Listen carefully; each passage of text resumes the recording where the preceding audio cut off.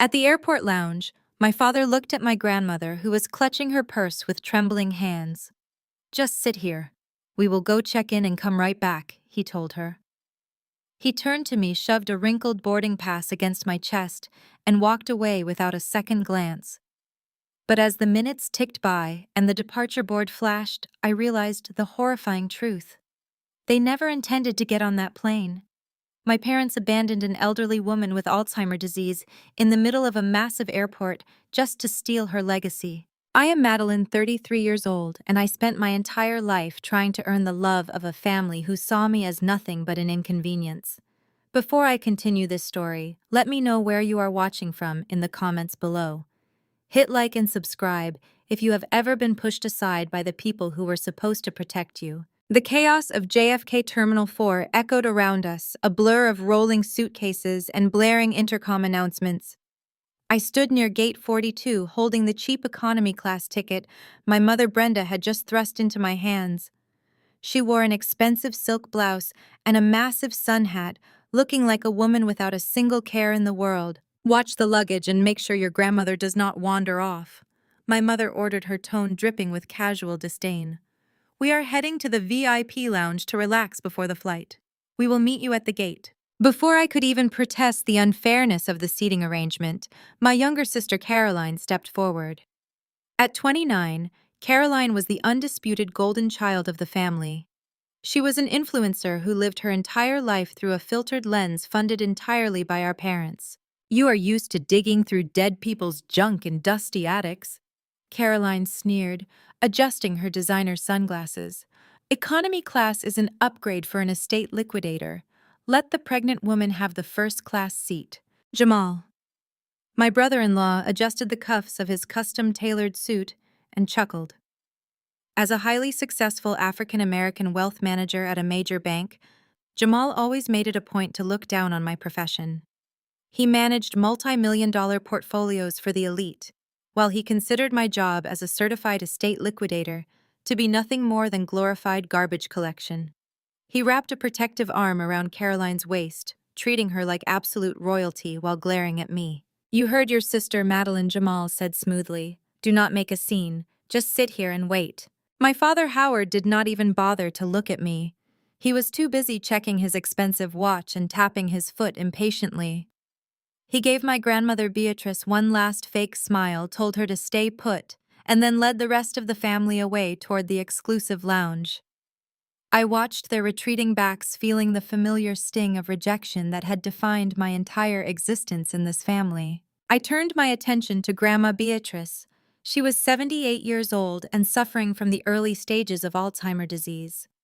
Some days her mind was as sharp and observant as it had ever been. She owned a beautiful 200-acre farm in the Hudson Valley, a property she had loved and maintained for decades. But today, the overwhelming noise and flashing lights of the airport had triggered a severe episode of confusion. "Where is Howard going, Grandma?" Beatrice asked, her voice shaking as she stared at the empty corridor. "Are we going home now?" "We are going on a trip to Hawaii, Grandma," I said softly, guiding her to a hard plastic chair near the food court. "Dad just went to check in. He will be back soon." I sat beside her, surrounded by 4 heavy suitcases, and waited. As a professional estate liquidator and antique appraiser, my entire career was built on evaluating what things were truly worth.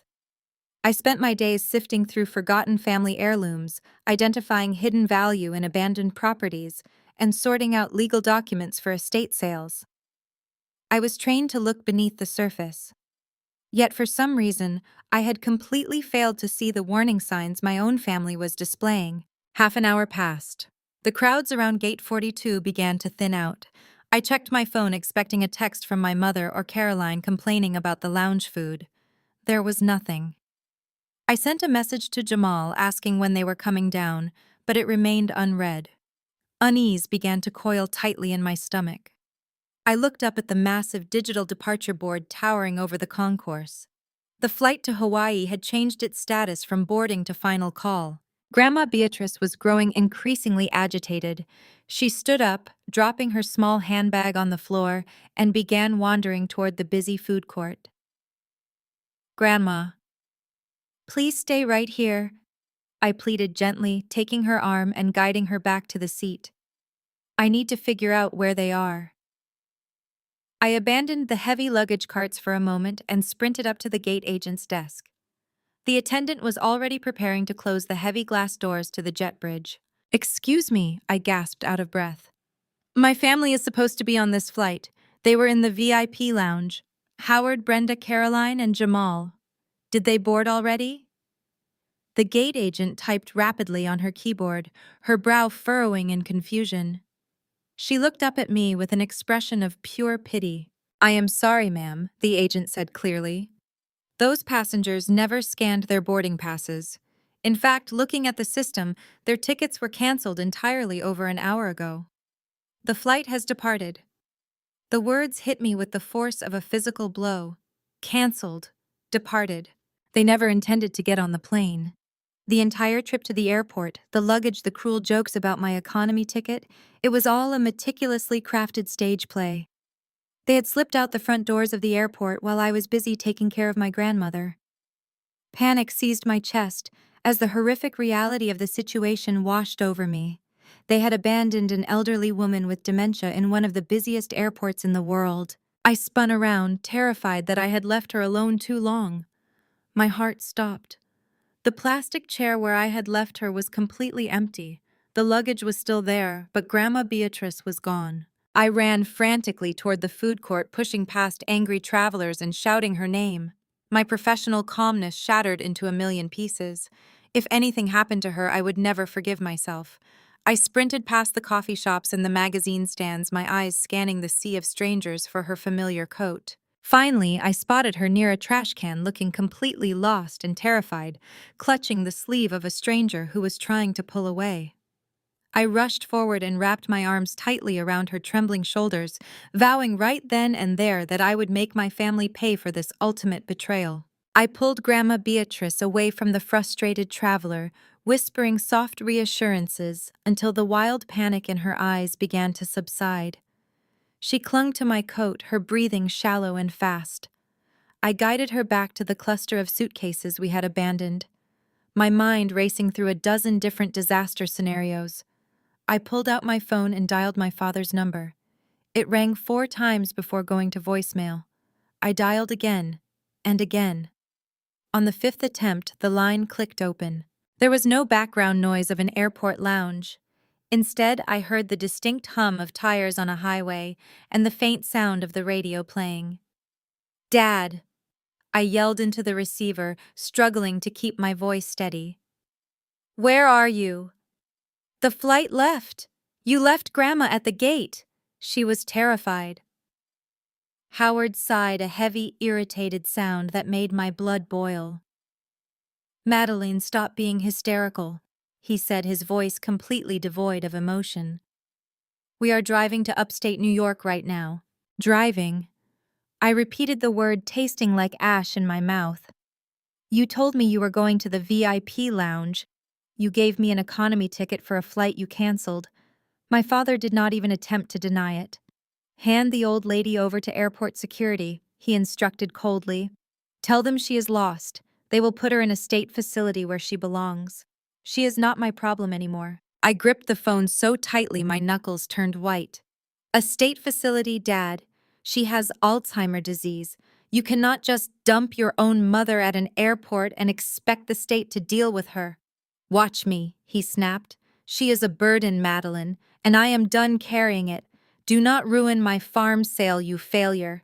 I have buyers lined up, and I am not letting her or you get in the way." The line went dead. I stared at the screen, my heart hammering against my ribs.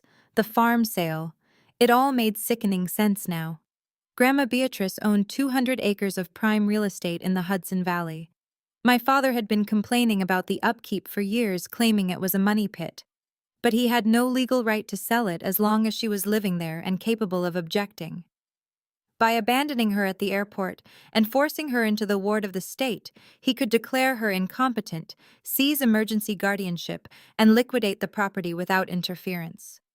He was using my professional absence and her mental decline to orchestrate a massive real estate theft. I looked down at Grandma Beatrice, who was now quietly humming a tune from her childhood, completely oblivious to the fact that her own son had just thrown her away like trash.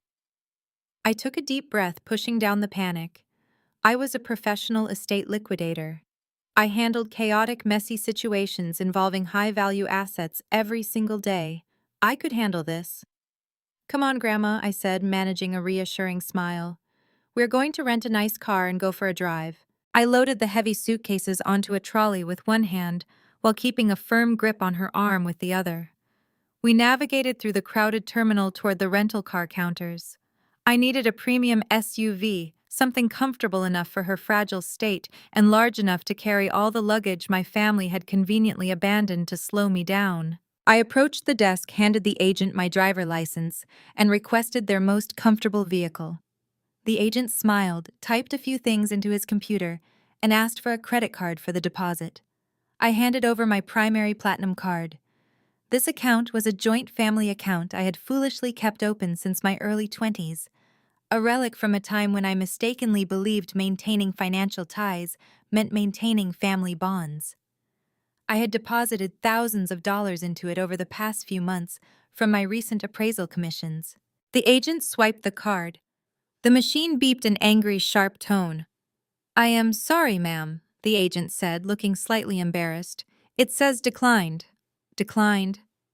"That is impossible," I replied, my confidence wavering. "Try it again. There is plenty of money in that account." He tried again. The same sharp beep echoed across the counter. "It says the account is frozen," he explained, sliding the plastic card back across the desk. "Do you have another form of payment?" A cold sweat broke out across my forehead. I pulled out my phone and opened my mobile banking application. The screen loaded, displaying my account balances. I blinked, sure my eyes were playing tricks on me. Available balance $0. I clicked on the transaction history. The account had not been drained by a purchase. It had been subjected to an administrative freeze.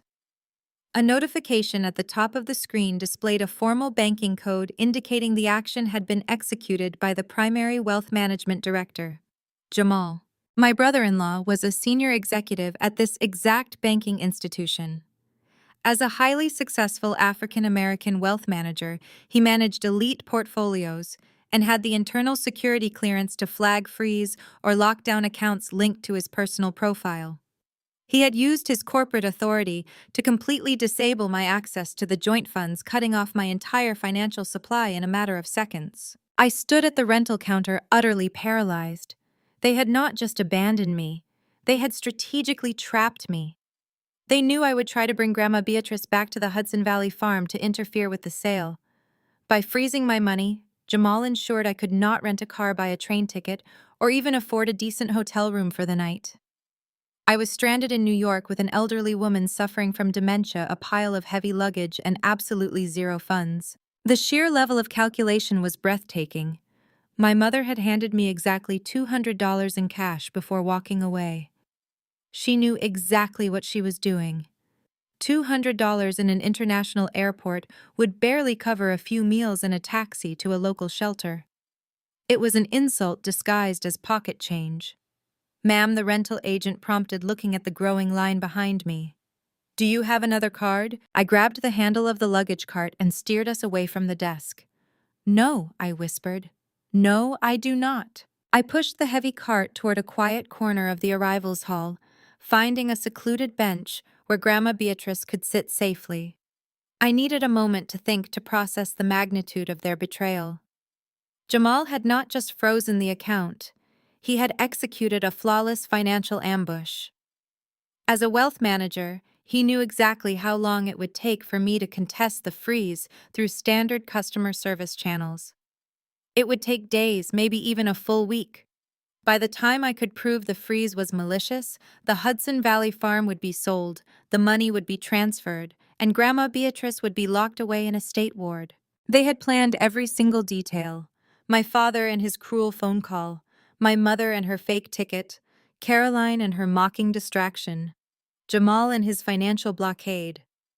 They viewed me as nothing more than a pawn on their chessboard, easily isolated and discarded.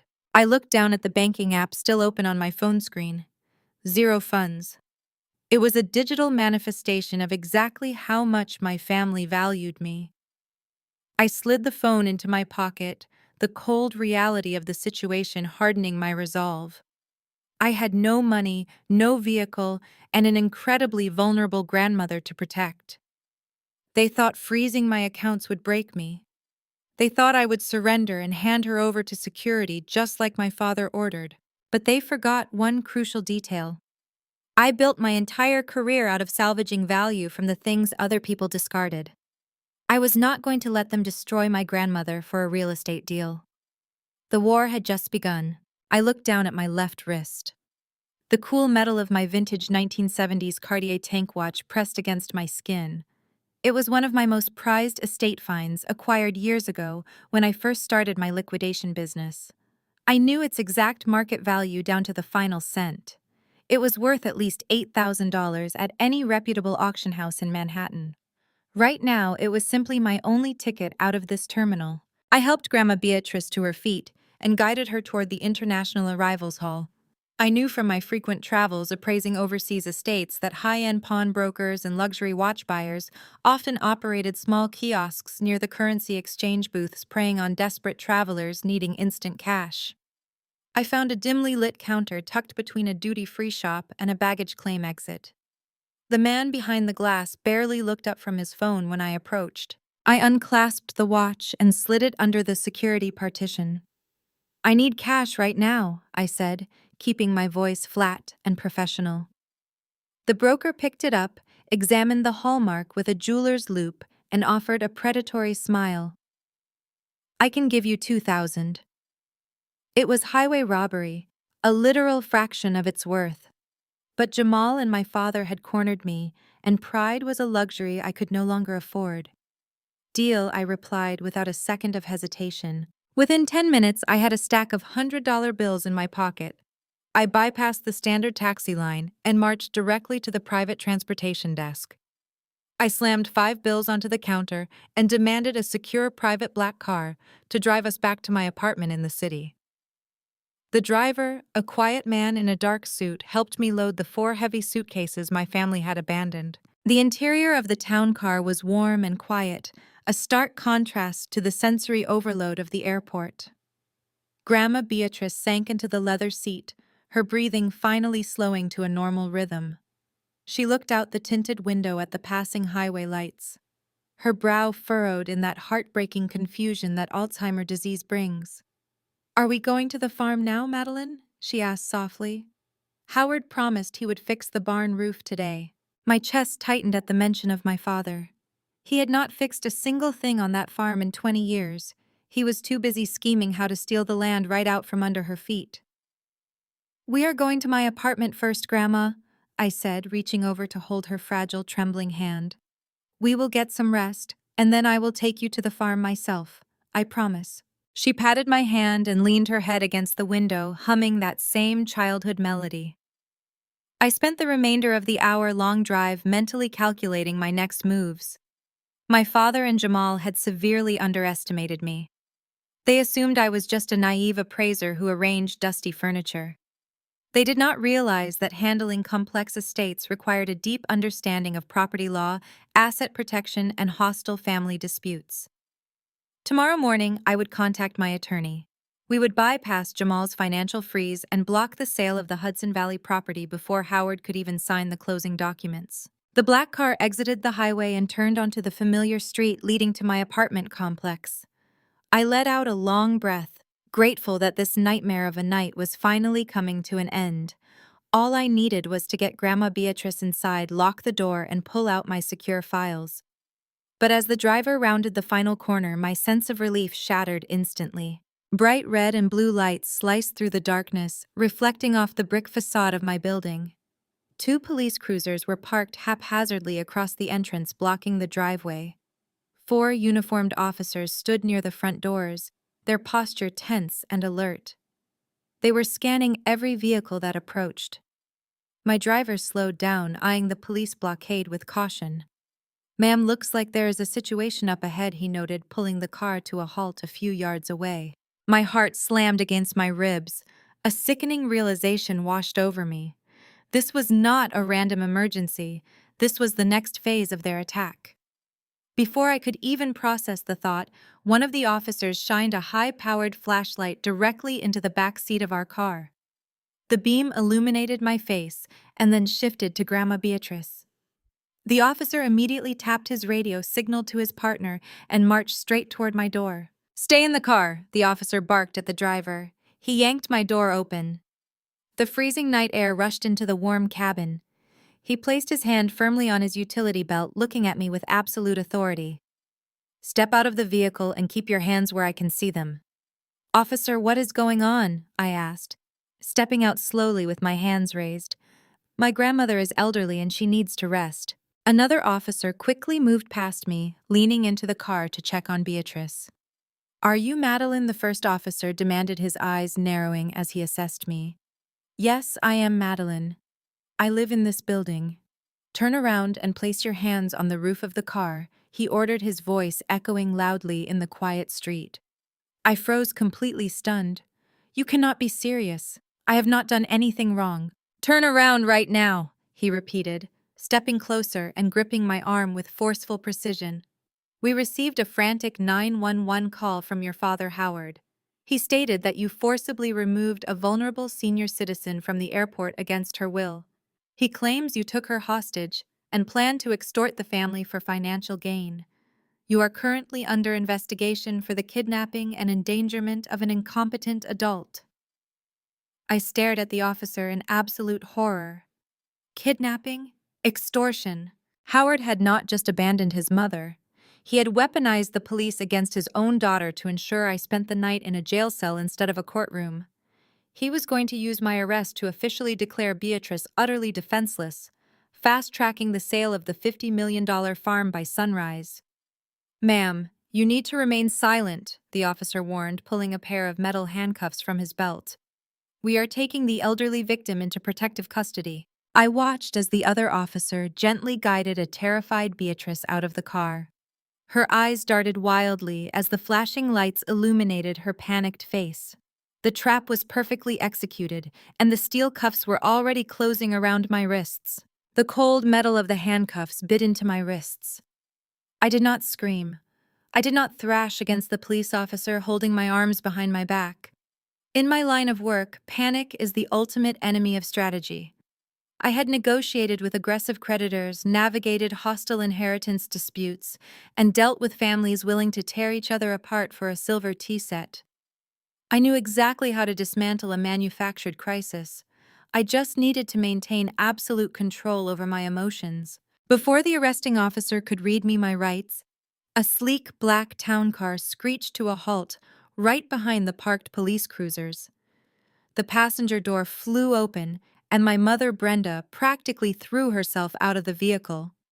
She had not gone upstate with my father. They had deliberately split up at the airport so she could follow me and ensure the trap was perfectly executed. Brenda sprinted toward the police officers, her face buried in her hands. She unleashed a theatrical, agonizing sob that would have won her an Academy Award if anyone were handing them out. "Oh, thank God you found them!" Brenda cried out, clutching the sleeve of the lead officer. She pointed a trembling, manicured finger directly at me. "My daughter is mentally unstable. She is completely broke and desperate for cash. She snatched my poor mother-in-law from the airport terminal while we were printing our boarding passes. We have been out of our minds with worry." Grandma Beatrice shrank back against the side of the rental car, terrified by the loud voices and the flashing emergency lights. She did not recognize Brenda in this manic state. "Please," Officer Brenda begged, wiping away non-existent tears. "My husband Howard has the emergency medical proxy. He is faxing it to your precinct right now. You have to take Beatrice to the state hospital for her own safety before Madeline tries to hold her for ransom." The lead officer nodded sympathetically at my mother. "Do not worry, ma'am. We have the suspect detained. We are requesting an ambulance to transport the elderly victim to a secure medical facility right now." I took a deep, steadying breath. The freezing night air filled my lungs, sharpening my focus. "Officer," I said, pitching my voice to be completely level and unbothered, My mother is an exceptional actress, but she is lying to you. I am not a kidnapper. I am a certified estate liquidator, and I am the only person standing here who possesses actual legally binding authority over that woman. Brenda scoffed loudly, dropping her hands from her face. Do not listen to a word she says. She is delusional. I ignored her and kept my eyes locked on the lead officer. In the trunk of the rental car, there is a brown leather briefcase. Inside that briefcase is a red fireproof folder. I strongly suggest you open it and read the documents inside before you make a false arrest that will cost the city millions in a wrongful detention lawsuit. The officer hesitated. My absolute lack of fear was clearly throwing him off script. He glanced at his partner, who shrugged and moved toward the open trunk of the town car. A moment later, the partner returned holding my leather briefcase. Open it, I instructed calmly. The officer unlatched the briefcase and pulled out the thick red folder. He flipped it open and shined his heavy flashlight onto the crisp white parchment inside. What you are looking at, I explained step by step, is a durable power of attorney. It is stamped with the embossed seal of a registered New York notary public. Notice the date. It was signed exactly 6 months ago. Now look at the second document stapled right beneath it. The officer flipped the page, his brow furrowing as he read the dense medical terminology. That is an independent psychiatric evaluation, I continued. It was conducted by a board-certified neurologist at Mount Sinai Hospital on the exact same day the power of attorney was signed. It explicitly states that Beatrice was entirely lucid, legally competent, and fully capable of assigning her power of attorney to me. She legally granted me absolute uncontested authority over her health, her living arrangements, and every single one of her financial assets. Brenda stopped crying instantly, her jaw dropped open. The mask of the weeping, concerned mother shattered into a million pieces. That is impossible, Brenda hissed, stepping aggressively toward the officers. My husband has a medical proxy. We had it drawn up today. Yes, I replied, turning my gaze to Brenda. A proxy drafted today by Jamal. A piece of paper completely devoid of an independent medical evaluation because Grandma Beatrice is currently experiencing a severe Alzheimer episode. Any legal document signed by her today is entirely invalid under state law, making Howard's proxy nothing more than a cheap illegal forgery. The lead officer scrutinized the documents in the red folder.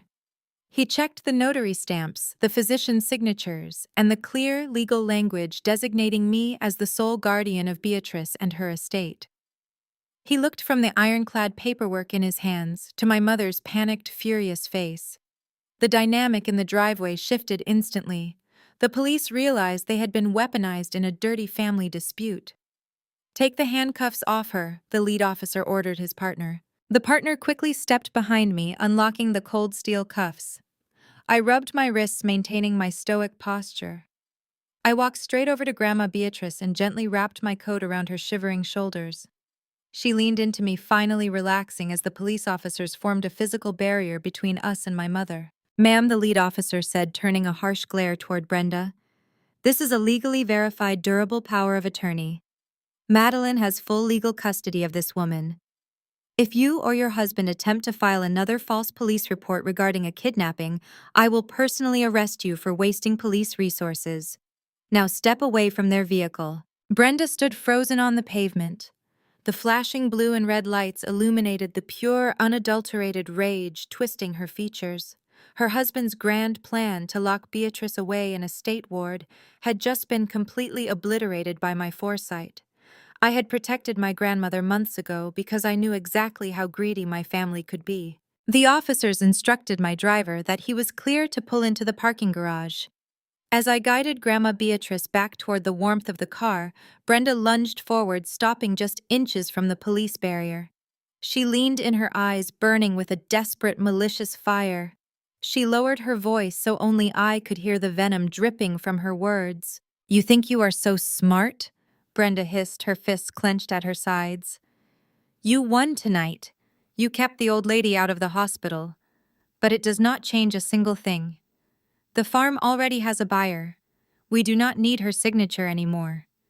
The ink dries tomorrow morning, and you will both be left with absolutely nothing. I looked at my mother, absorbing the threat. I did not flinch.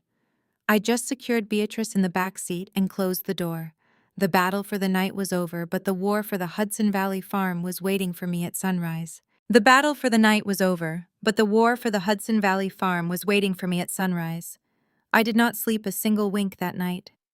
Sitting in the dark of my small apartment, listening to Grandma Beatrice breathe steadily in my bedroom, I knew staying in the city was a fatal tactical error. My mother knew exactly where I lived. It was only a matter of time before Howard sent Jamal or a team of highly paid corporate lawyers to hammer on my door with more fabricated injunctions. If they wanted to finalize the sale of the farm today, they needed vacant possession. They needed the property empty. I was not going to give them an empty property. Before dawn cracked over the Manhattan skyline, I used a portion of the cash from my pawned watch to hire a private medical transport van. It was discreet, secure, and equipped with tinted windows. The driver helped me load Beatrice and her bags into the spacious back cabin. I handed the driver the address in the Hudson Valley and told him to take the fastest route north. The drive took 2 hours. Beatrice sat comfortably strapped into a plush leather seat, sipping ginger ale and looking out at the changing foliage. She seemed entirely at peace, the sheer terror of the airport forgotten. I spent the ride reviewing the digital copies of my power of attorney and pulling up property records on my phone. My bank accounts were still completely frozen by Jamal. I was operating on a few $100s in cash and pure adrenaline.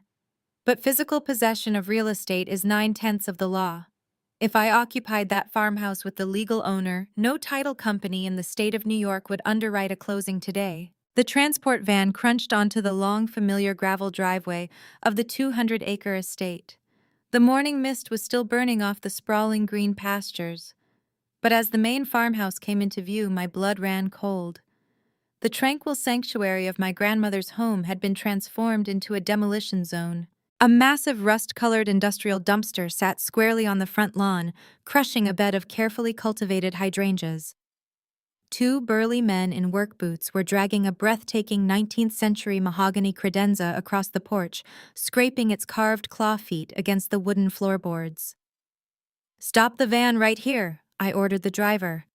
"Lock the doors and do not let my grandmother out until I tell you it is safe." I leaped out of the vehicle and sprinted across the lawn, just as one of the workers hoisted an antique Tiffany-style lamp over the edge of the metal dumpster.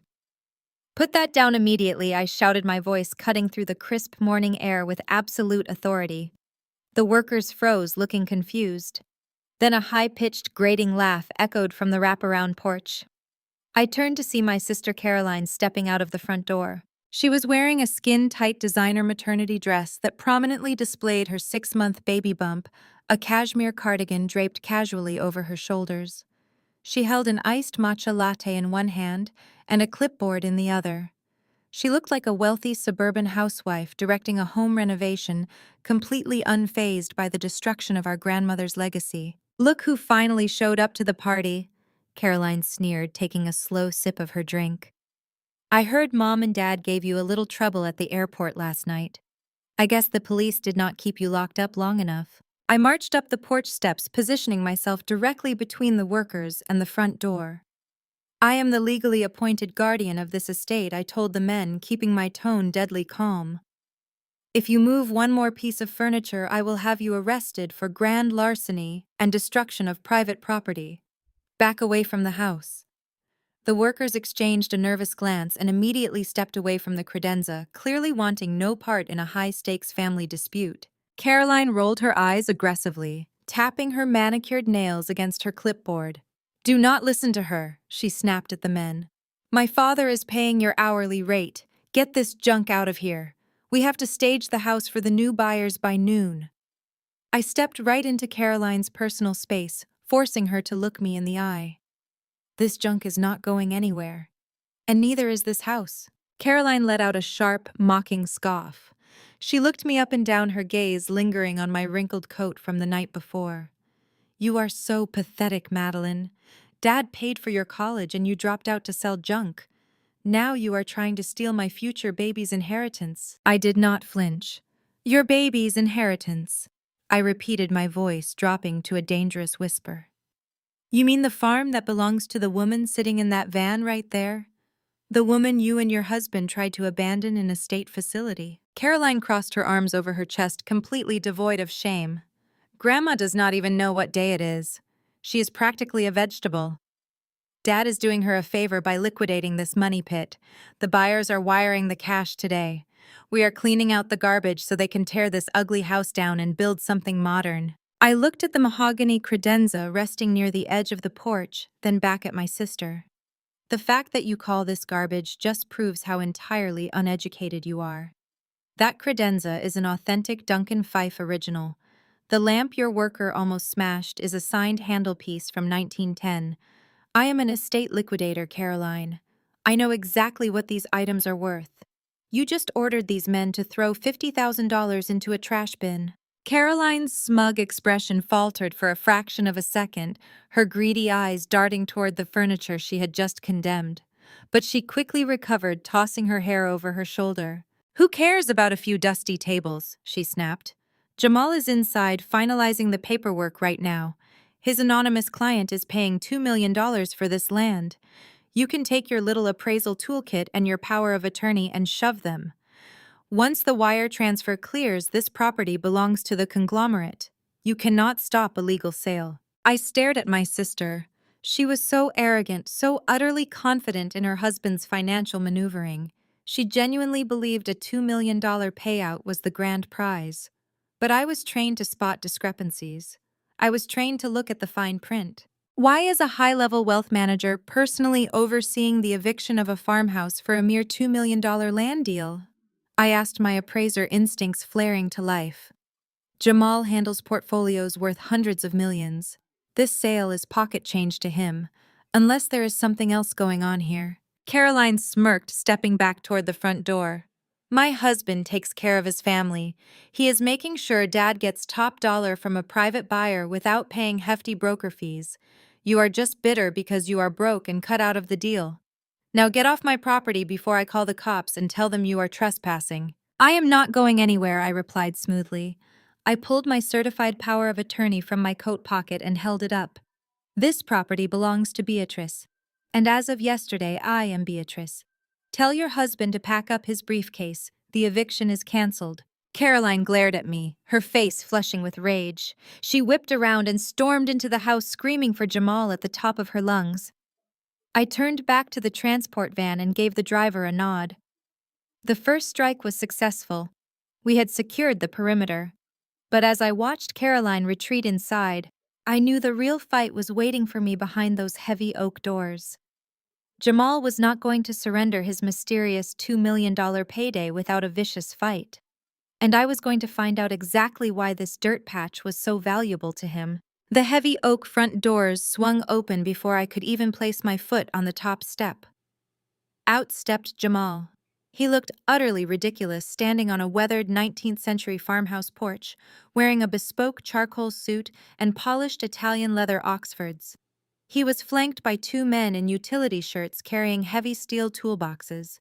Strip the deadbolts on the front, back, and cellar entrances, Jamal ordered, the men gesturing sharply with a manicured hand. I want commercial-grade locks installed by noon. Nobody enters this premises without a digital code authorized by me. You are changing locks on a property you do not own, I said, my voice echoing clearly across the wooden deck. That constitutes breaking and entering, Jamal. I suggest you tell your locksmiths to pack up their tools before I call the local sheriff. Jamal slowly turned to face me. He slid his expensive smartphone into his breast pocket and looked me up and down with an expression of pure, unfiltered disdain. He adjusted his silk tie, completely unbothered by my threat. To him, I was nothing more than a minor clerical error in a very lucrative spreadsheet. Locksmiths, keep working, Jamal commanded, not taking his eyes off me. He took a deliberate step forward, using his imposing height to try and intimidate me. Madeline, I manage portfolios for the 1%. My anonymous buyer is paying $2 million cash for this dirt patch. The wire transfer hits Howard's account tomorrow. Take your grandmother to a clinic and get off my property. I stood my ground, refusing to yield a single inch of the porch. This is not your property. It belongs to Beatrice, And as of yesterday, I hold the sole durable power of attorney. Your fake medical proxy is legally worthless, and Howard has zero authority to authorize a sale. If a title company even attempts to underwrite a $2 million closing tomorrow, I will hit them with an emergency injunction for real estate fraud. Jamal let out a cold, humorless laugh. An emergency injunction requires a lawyer, Madeline. And lawyers require retainers. Tell me, how exactly are you planning to pay for a legal defense when your bank accounts are currently sitting at zero? I locked your funds for suspicious activity. By the time banking security clears your profile, this house will be bulldozed. You used your executive banking privileges to illegally freeze my personal finances to facilitate the theft of an elder's estate, I countered, keeping my tone deadly flat. That is a violation of federal banking regulations. You are risking your entire career for a $2 million payout. I am protecting my father-in-law's assets from a disgruntled, financially unstable daughter, Jamal replied smoothly, his arrogance radiating from every pore. The bank will back my play. They always back the managing directors. You are out of your depth. You appraise old armoires and dusty china sets. This is high-level corporate finance. The contract is signed. The buyer is secure. You have absolutely no leverage here. Jamal turned back to the locksmiths who were hesitating with their drills, clearly uncomfortable with the escalating legal threats being thrown around. I said, "Keep working," Jamal barked at the men. "I am the executor's representative. I will double your hourly rate for the inconvenience." I stepped right past Jamal and looked directly at the two workmen. "My name is Madeline.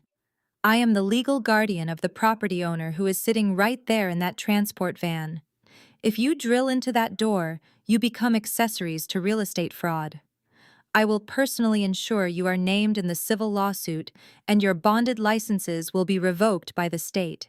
The lead locksmith exchanged a long, nervous glance with his partner. He slowly lowered his power drill. "Look, lady, we do not want any part of a family legal battle. We are just here to do a job." He turned to Jamal. "Sorry, man, we are packing up. Call us when the deed is sorted out." "You cowards," Jamal hissed, as the men grabbed their heavy toolboxes and hurried down the porch steps, eager to escape the massive liability I had just dropped in their laps. Jamal spun back to face me, his calm corporate facade finally cracking to reveal the aggressive greed underneath. "You think scaring off a couple of blue-collar workers changes anything? The buyer does not care if the doors have new locks. They only care about the land. I have the signed preliminary purchase agreement right here in my car. It is a done deal."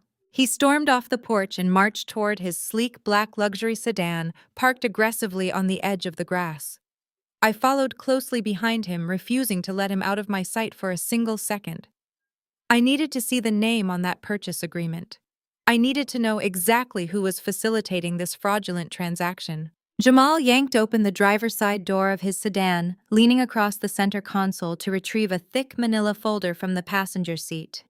As he grabbed the paperwork, a gust of morning wind swept through the open car door, fluttering a loose document resting carelessly on top of the dashboard. My sharp appraiser eyes immediately locked onto the thick, glossy paper. In my profession, evaluating the provenance of an item requires noticing the tiniest details: a faded watermark, a hidden signature, a specific type of ink. I did not just look at things, I analyzed them. The document on the dashboard was not a real estate contract.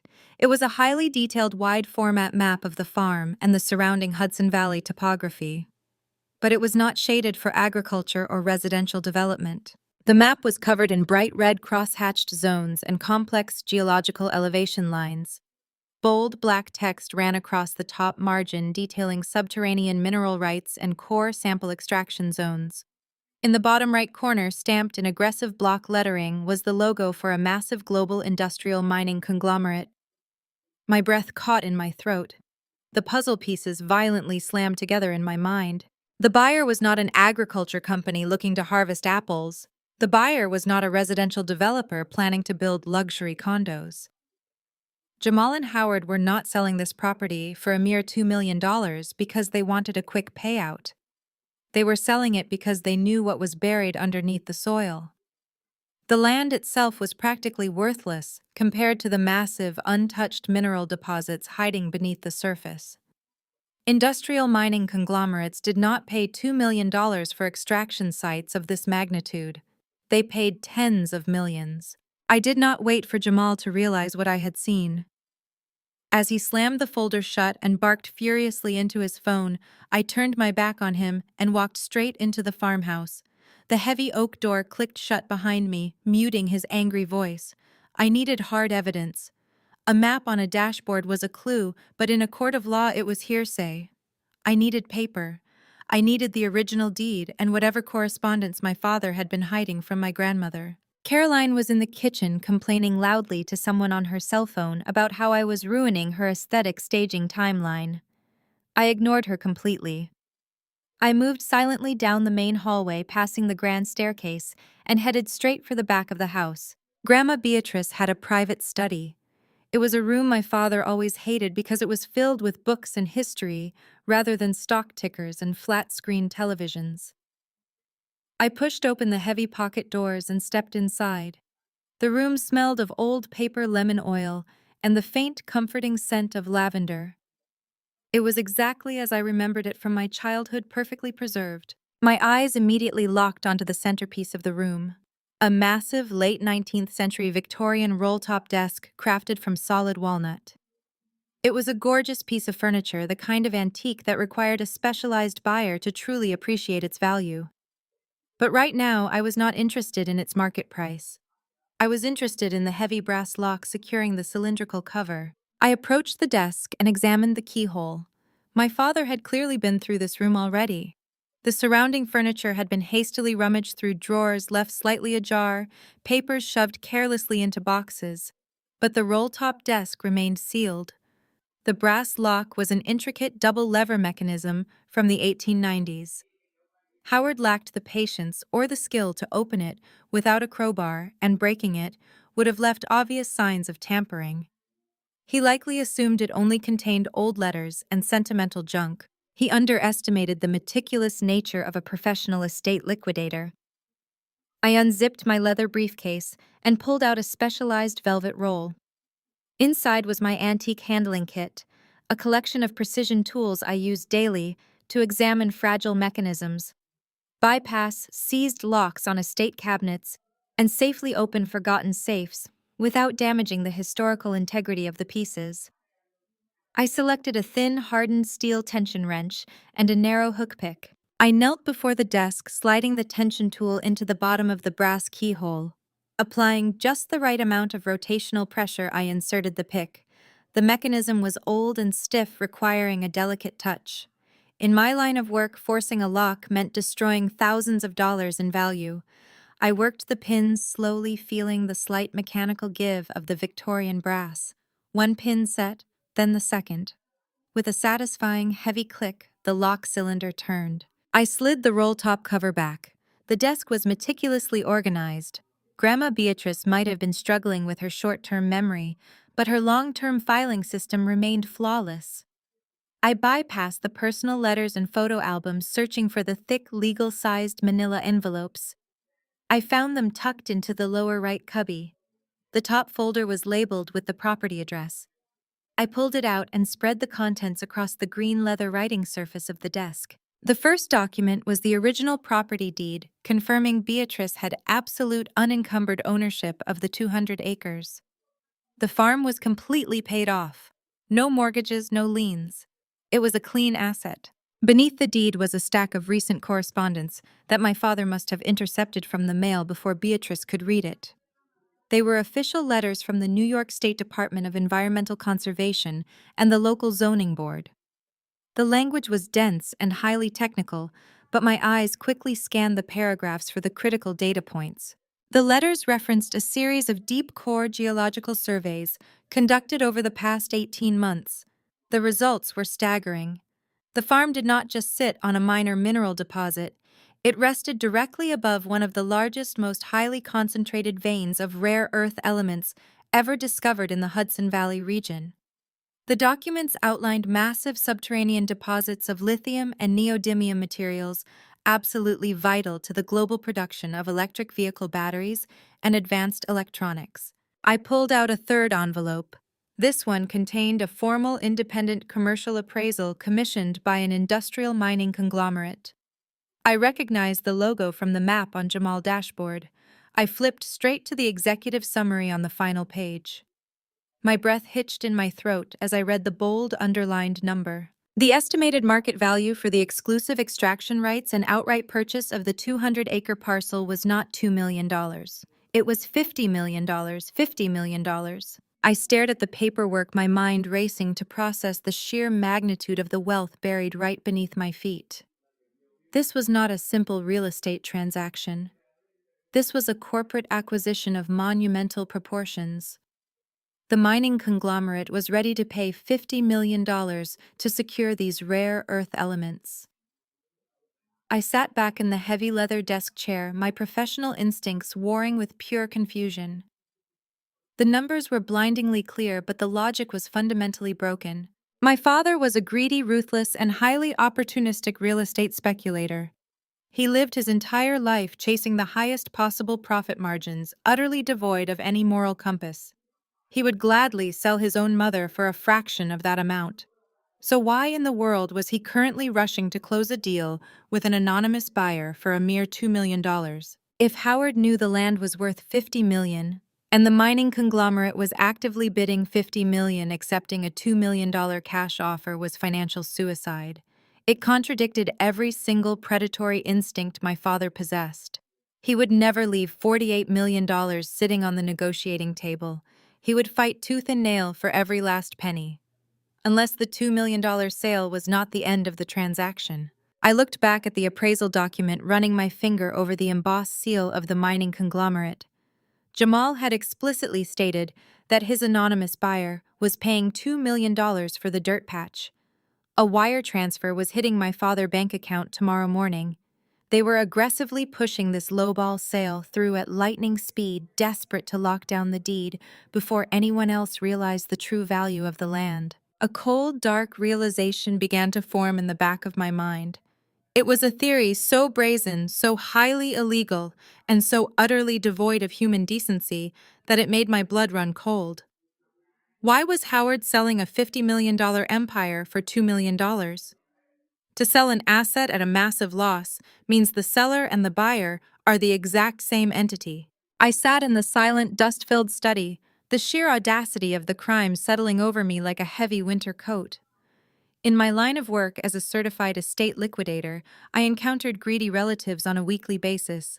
I saw siblings steal antique silver and children hide valuable paintings before the appraisers arrived. But this was not petty theft. This was a highly sophisticated, federally punishable corporate heist. I opened my briefcase and pulled out my professional laptop. Jamal had successfully frozen my bank accounts, but he could not freeze my access to federal corporate registries and commercial property databases. I booted up the computer, connected it to my encrypted mobile hotspot, and opened the state tax portal. I typed the name of the purchasing company listed on the commercial appraisal document into the search bar. Hudson Valley Holdings, LLC. The initial search results yielded exactly what I expected from a top-tier wealth manager like Jamal. A solid, impenetrable brick wall. The LLC was registered in Delaware. Delaware is a notorious corporate tax haven designed specifically to shield the identities of business owners. The public file only showed the name of a generic registered agent service, a mailbox facility operating out of a strip mall in Wilmington. An amateur would have stopped there. But I hunted down hidden assets for a living. I knew that every shell company leaves a digital fingerprint, a trail of breadcrumbs leading back to the original source of funding. I bypassed the public registry and logged into a specialized forensic financial database I subscribed to for high net worth liquidations. I ran a reverse search on the company employer identification number. The system chugged for a tense 60 seconds before returning a hit. Hudson Valley Holdings, LLC, was not an independent entity. It was a subsidiary wholly owned and managed by a secondary private trust. I copied the name of the secondary trust and ran it through the banking routing directory. The screen flashed displaying the financial institution that managed the trust account. It was the exact executive wealth management branch where Jamal worked as a senior director. My fingers flew across the keyboard, utilizing legal discovery protocols I used when clearing contested estates. I pulled the original articles of organization for the trust. I scrolled past pages of dense, deliberately confusing legal jargon until I reached the final page. There at the very bottom of the encrypted ledger were the names of the two primary managing partners authorized to execute real estate transactions on behalf of the trust: Jamal and my father Howard. I leaned back in the leather chair staring at the glowing screen. The entire puzzle was finally complete and the image it formed was absolutely monstrous.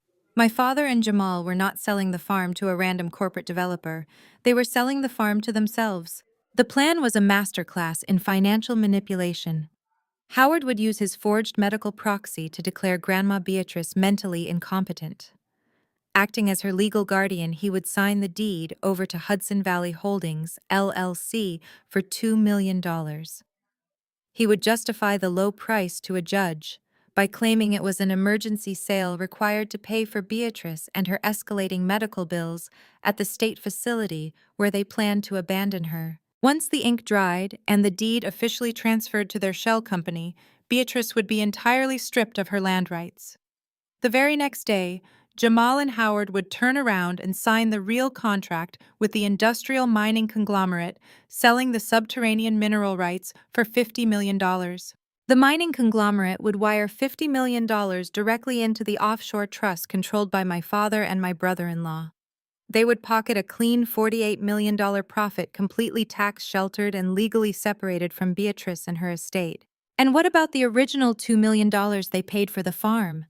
That money would go into an account that Howard technically controlled as her fake medical proxy. He would slowly drain those funds under the guise of paying for her state-funded care, ensuring she never saw a single dime of her own wealth. They were orchestrating the total financial annihilation of a helpless elderly woman. And they were doing it with a smile on their faces, convincing my mother and Caroline that this was just a smart real estate flip. A sharp spike of realization hit me. Did Brenda and Caroline even know about the $50 million? My mother was greedy, but she was not a sophisticated financial criminal. Caroline was obsessed with social media and designer clothes. She lacked the attention span to read a geological survey. Howard and Jamal were playing everyone. They were likely keeping the true value of the mineral rights a secret from their own wives, planning to hoard the massive corporate payout in private offshore accounts. I heard heavy footsteps pacing in the hardwood hallway outside the study. Jamal was barking furiously into his cell phone, his tone vibrating with suppressed rage. He was on the phone with my father, demanding to know how long it would take to get a local judge to nullify my power of attorney. "We need her out of that house today," Howard Jamal growled into his phone. "The mining executives are getting restless. If the surface deed is not secured in our LLC by tomorrow morning, they are going to pull the $50 million offer and look for lithium deposits further upstate. Get a judge on the line right now. Tell them Madeline is an abusive squatter." I quietly packed my forensic tools back into my velvet roll and slipped the original property deed, the environmental letters, and the commercial appraisal into my briefcase. I had the paper trail. I had the motive. I had the exact blueprint of their federal wire fraud scheme. But I also knew that having the evidence was only half the battle. Jamal and Howard were wealthy, connected men. They had a team of high-priced corporate lawyers on speed dial. If I just walked out there and waved these papers in their faces, they would tie me up in endless litigation while simultaneously freezing me out of every courtroom in New York. I needed to hit them where they were weakest. I needed to let them confidently walk into their own trap. They thought my frozen bank accounts rendered me powerless. They believed their expensive suits and executive titles made them invincible. I locked the roll-top desk, leaving no trace of my investigation. The immediate threat was no longer physical eviction. The immediate threat was the public narrative.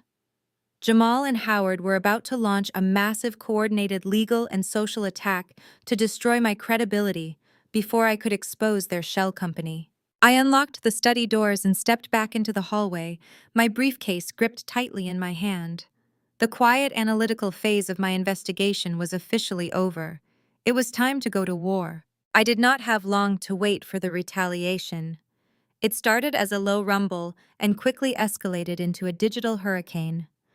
Caroline, having been unceremoniously booted from the farm by the sheer legal weight of my power of attorney, retreated to the only battlefield where she felt truly invincible, the internet. By mid-afternoon, my phone began vibrating continuously against the mahogany desk in Beatrice's study. I ignored the first few alerts, engrossed in photographing the original deed and the geological surveys, ensuring I had high-resolution time-stamped backups stored securely in my encrypted cloud drive. But the vibrations soon morphed into a solid, unyielding hum. I picked up the phone. My lock screen was a waterfall of notifications, dozens of emails, a deluge of text messages from confused colleagues. But the most alarming alerts were from my business accounts. My professional Yelp page, my Google business profile, and my company's Instagram were being bombarded. I clicked on a link a colleague had texted me. It opened directly to Caroline's Instagram page. She was live. Caroline sat in what looked like the impeccably sterile living room of her suburban mansion. The lighting was perfectly adjusted to cast a soft, sympathetic glow over her tear-streaked face. Her maternity dress was swapped for an oversized, cozy sweater, giving her the appearance of a vulnerable, terrified, expectant mother. "I didn't want to bring this online," Caroline sobbed to the camera, dabbing at the corner of her eye with a tissue. "I really tried to keep this a private family matter, but I am terrified and I need your help. My sister Madeline has completely lost her mind." I watched my jaw tightening as the viewer count in the top corner of the screen skyrocketed. 10,000, 20,000. The number was climbing with terrifying speed. "My grandmother Beatrice is incredibly sick," Caroline continued, her voice trembling with manufactured grief. "She has severe dementia. My parents and I have been trying to get her the specialized medical care she desperately needs. We were finalizing a deal to sell her old rundown farm just to pay for her hospital bills. But my sister, my abusive, estranged sister, showed up out of nowhere." Caroline paused, taking a dramatic, shuddering breath. "Madeline is a greedy, manipulative gold digger. She forced my confused grandmother to sign over control of her estate. She physically threatened my husband and me this morning. Now she is holding my grandmother hostage in that freezing farmhouse, refusing to let her get medical treatment, all so she can steal the property for herself." The comments section was a blur of outrage. Followers were demanding my arrest, calling me a monster, an abuser, a criminal. "Madeline owns an estate liquidation business," Caroline said, leaning closer to the camera, her tear-filled eyes wide and earnest. "She makes her living by swooping in when people die and scavenging their valuables. Please, if you have hired her, if you know anyone working with her, be careful. She is ruthless. She will steal from her own sick grandmother. Imagine what she will do to your family's estate." The live stream ended, but the damage was already done. Caroline had successfully weaponized her massive following.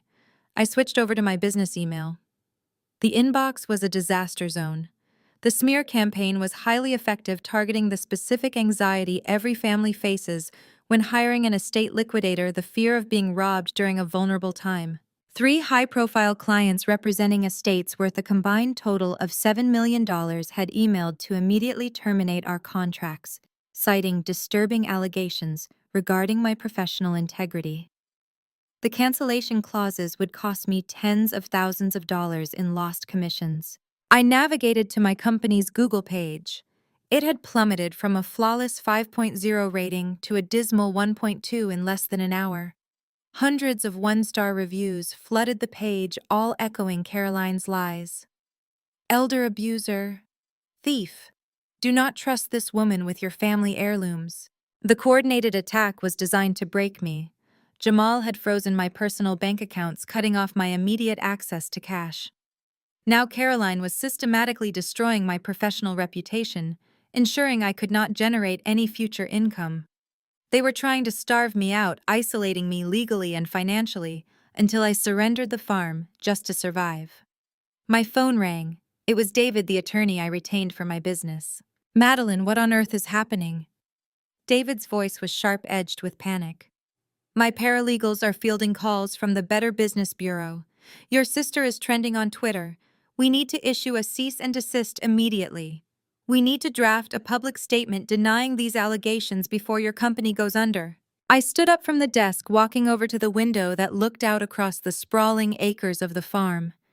The afternoon sun was beginning to dip, casting long shadows across the fields.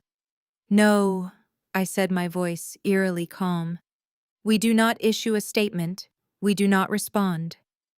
"Madeline, are you listening to me?" David urged.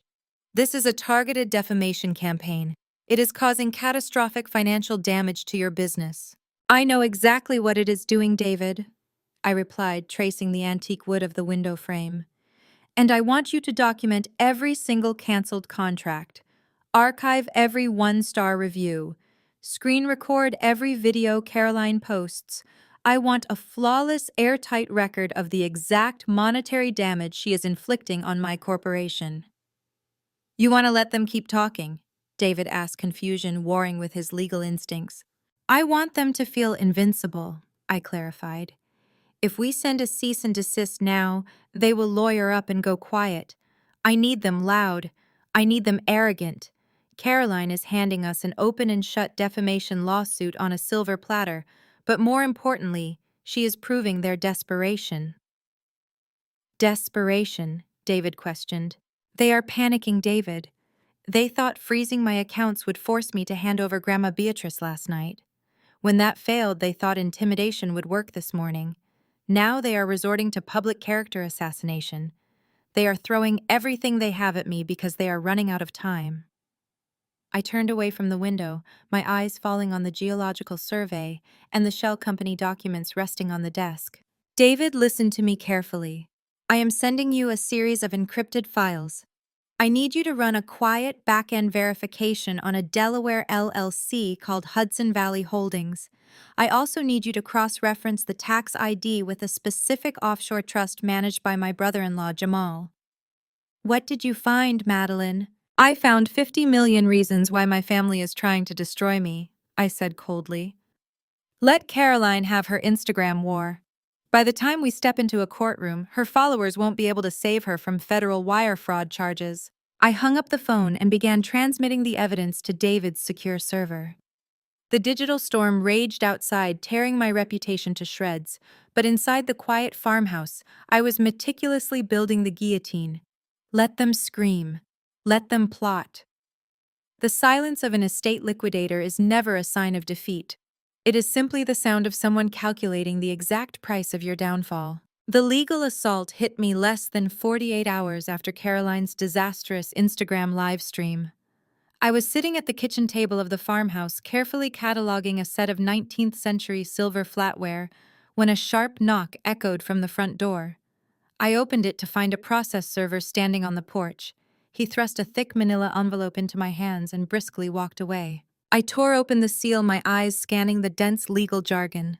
Howard and Jamal had officially filed an emergency petition in the state Supreme Court of New York. The document was a masterclass in legal fiction. They were aggressively petitioning the judge to immediately strip me of my durable power of attorney. Their argument was entirely built on the false narrative they had seeded online. The petition claimed that I was financially ruining Beatrice's estate through gross negligence and mismanagement. It stated that my grandmother was suffering from rapid cognitive decline and required immediate placement in a highly specialized, expensive medical facility. Furthermore, the petition argued that the $2 million sale of the farm was an absolute medical necessity, the only viable way to liquidate assets quickly enough to pay for Beatrice's escalating healthcare costs. I set the papers down on the kitchen island. They were pushing for a forced sale, using my grandmother's illness as a shield to execute their federal wire fraud scheme. They had managed to secure an emergency hearing date for the following week, banking on the fact that I was financially crippled and publicly disgraced, unable to mount a competent legal defense. I immediately called Attorney David. He reviewed the petition and confirmed my suspicions. "They are moving fast, Madeline," David warned over the phone. "They want to corner you in court before you have time to formally expose the Delaware Shell Company. If the judge grants their petition, Howard regains control of the estate, the sale goes through, and they secure the $50 million mining rights before we can even file an objection." I need you to prepare the counter-filing, David. I instructed, my voice unwavering. We are not just going to defend my power of attorney, we are going to expose the entire fraudulent enterprise right there in front of the judge. I am sending you the remaining encrypted files now. The week leading up to the hearing was a blur of meticulous preparation. I spent hours locked in the farmhouse coordinating with David, organizing the geological surveys, the commercial appraisal, and the financial routing documents, linking the shell company to Jamal's offshore trust. Outside the heavy oak doors, the digital storm raged on. Caroline continued to post daily updates, fueling the outrage of her followers and ensuring my business remained a target of public scorn. I did not respond. I let them build their false narrative, knowing that the higher they built it, the harder it would fall. The morning of the emergency hearing arrived with a biting chill in the air. I dressed in a tailored charcoal gray suit, projecting the absolute professionalism of a certified estate liquidator. I arrived at the courthouse in downtown Manhattan early, my briefcase securely in hand. As I walked down the long marble corridor leading to the assigned courtroom, I spotted my family standing near the heavy double doors. Howard, Brenda, Caroline, and Jamal formed a unified front. They were dressed impeccably, radiating an aura of affluent concern. Caroline was wiping her eyes, clearly practicing her role as the distressed, expectant mother. Jamal checked his expensive watch, looking mildly annoyed by the inconvenience of the legal process. Howard saw me approach. He broke away from the group and marched directly toward me, blocking my path to the courtroom doors.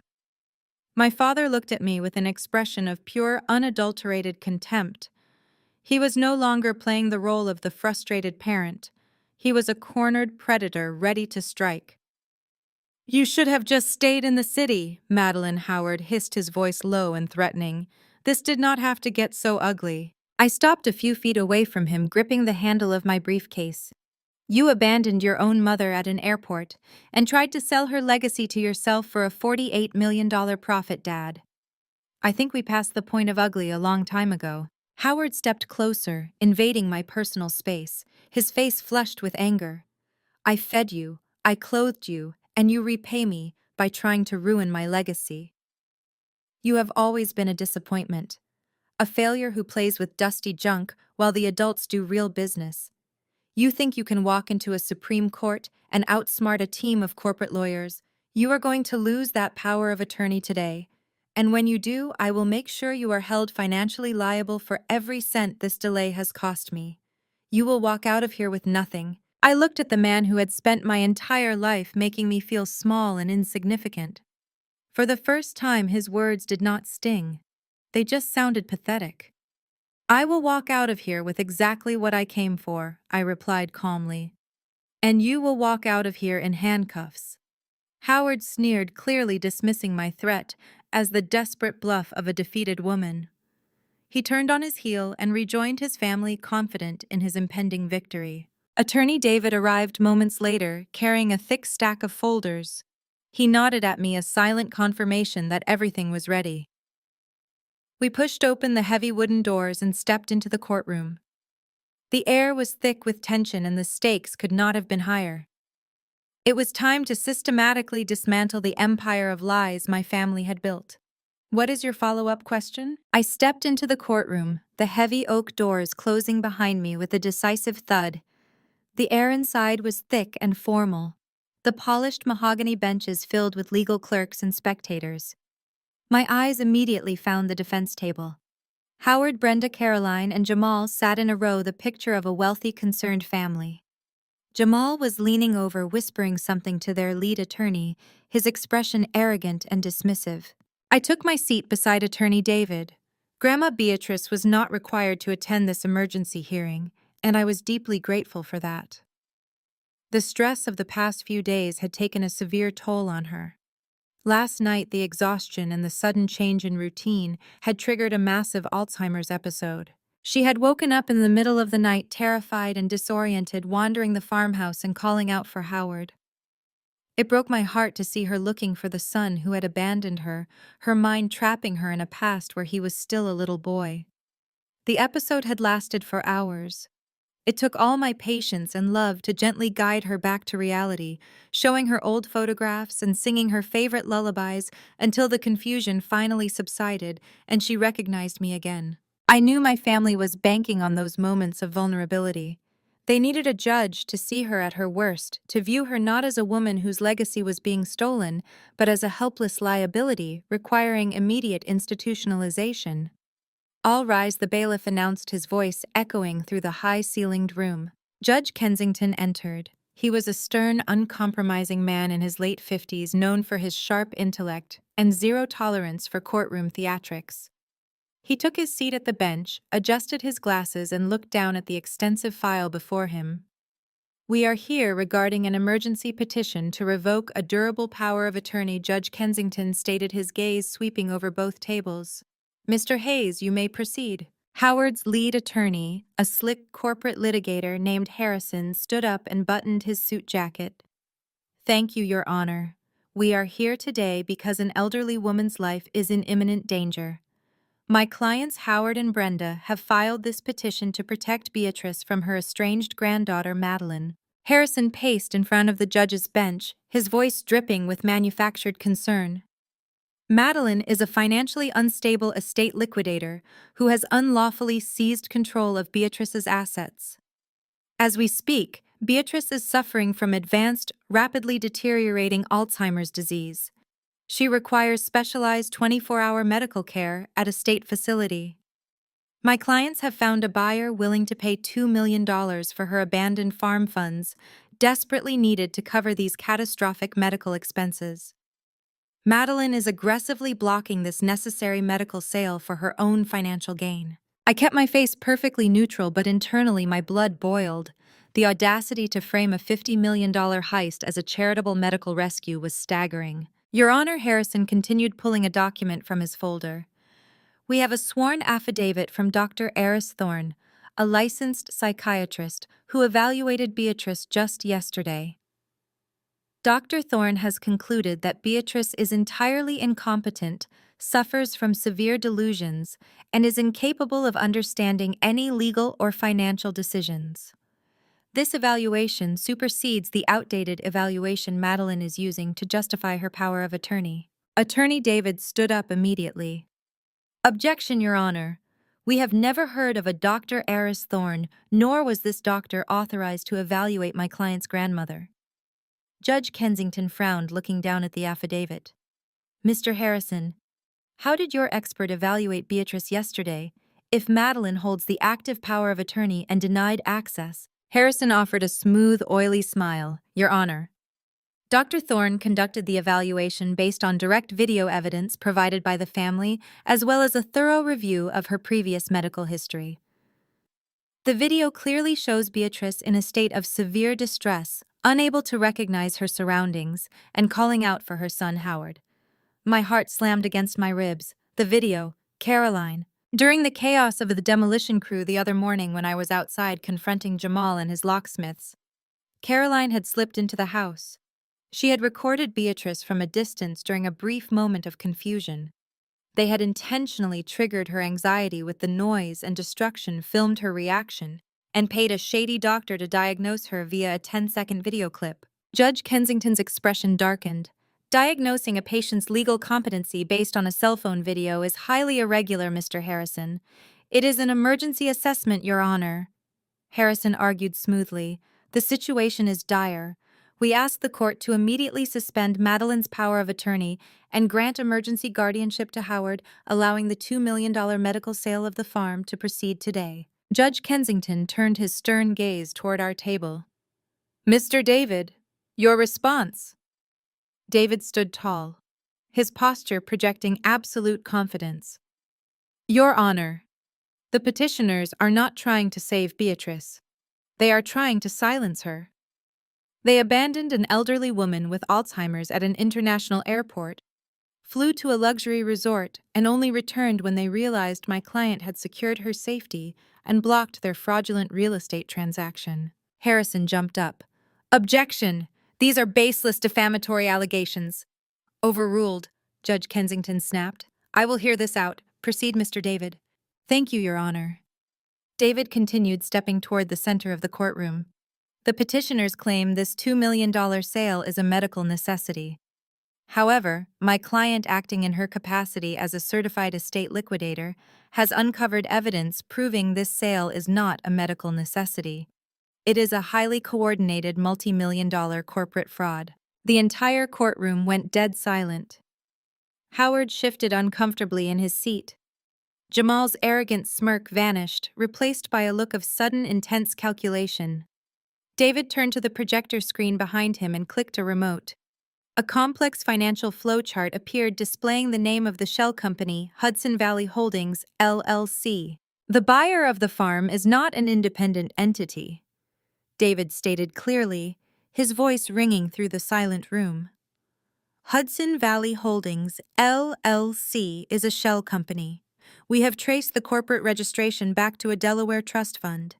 A trust fund managed entirely by Jamal and his father-in-law, Howard. Harrison sputtered, trying to interrupt.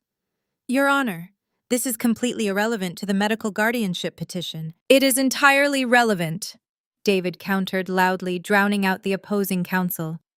The petitioners are attempting to use the court system to declare an elderly woman incompetent so they can legally sell her farm to themselves for $2 million. Judge Kensington leaned forward, his eyes narrowing sharply at the defense table. Mr. Harrison is your client, the beneficial owner of the LLC purchasing this property. Harrison looked panicked, turning to Jamal for guidance. Jamal stared straight ahead, his jaw clenched so tightly, a muscle ticked in his cheek.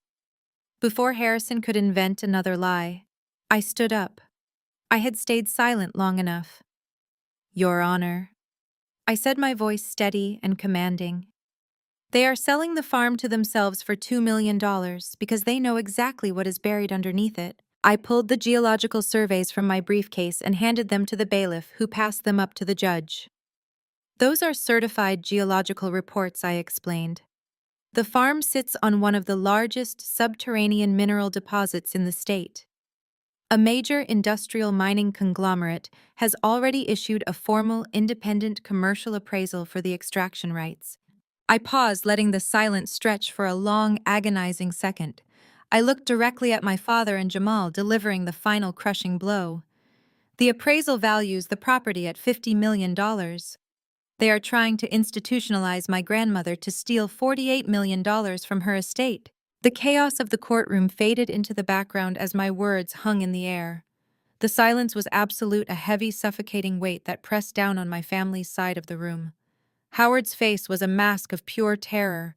Jamal looked like he had been struck by lightning. I had dropped the $50 million bomb, and now I needed the final piece of evidence to detonate it. I returned to my seat beside David, my hands shaking slightly beneath the table.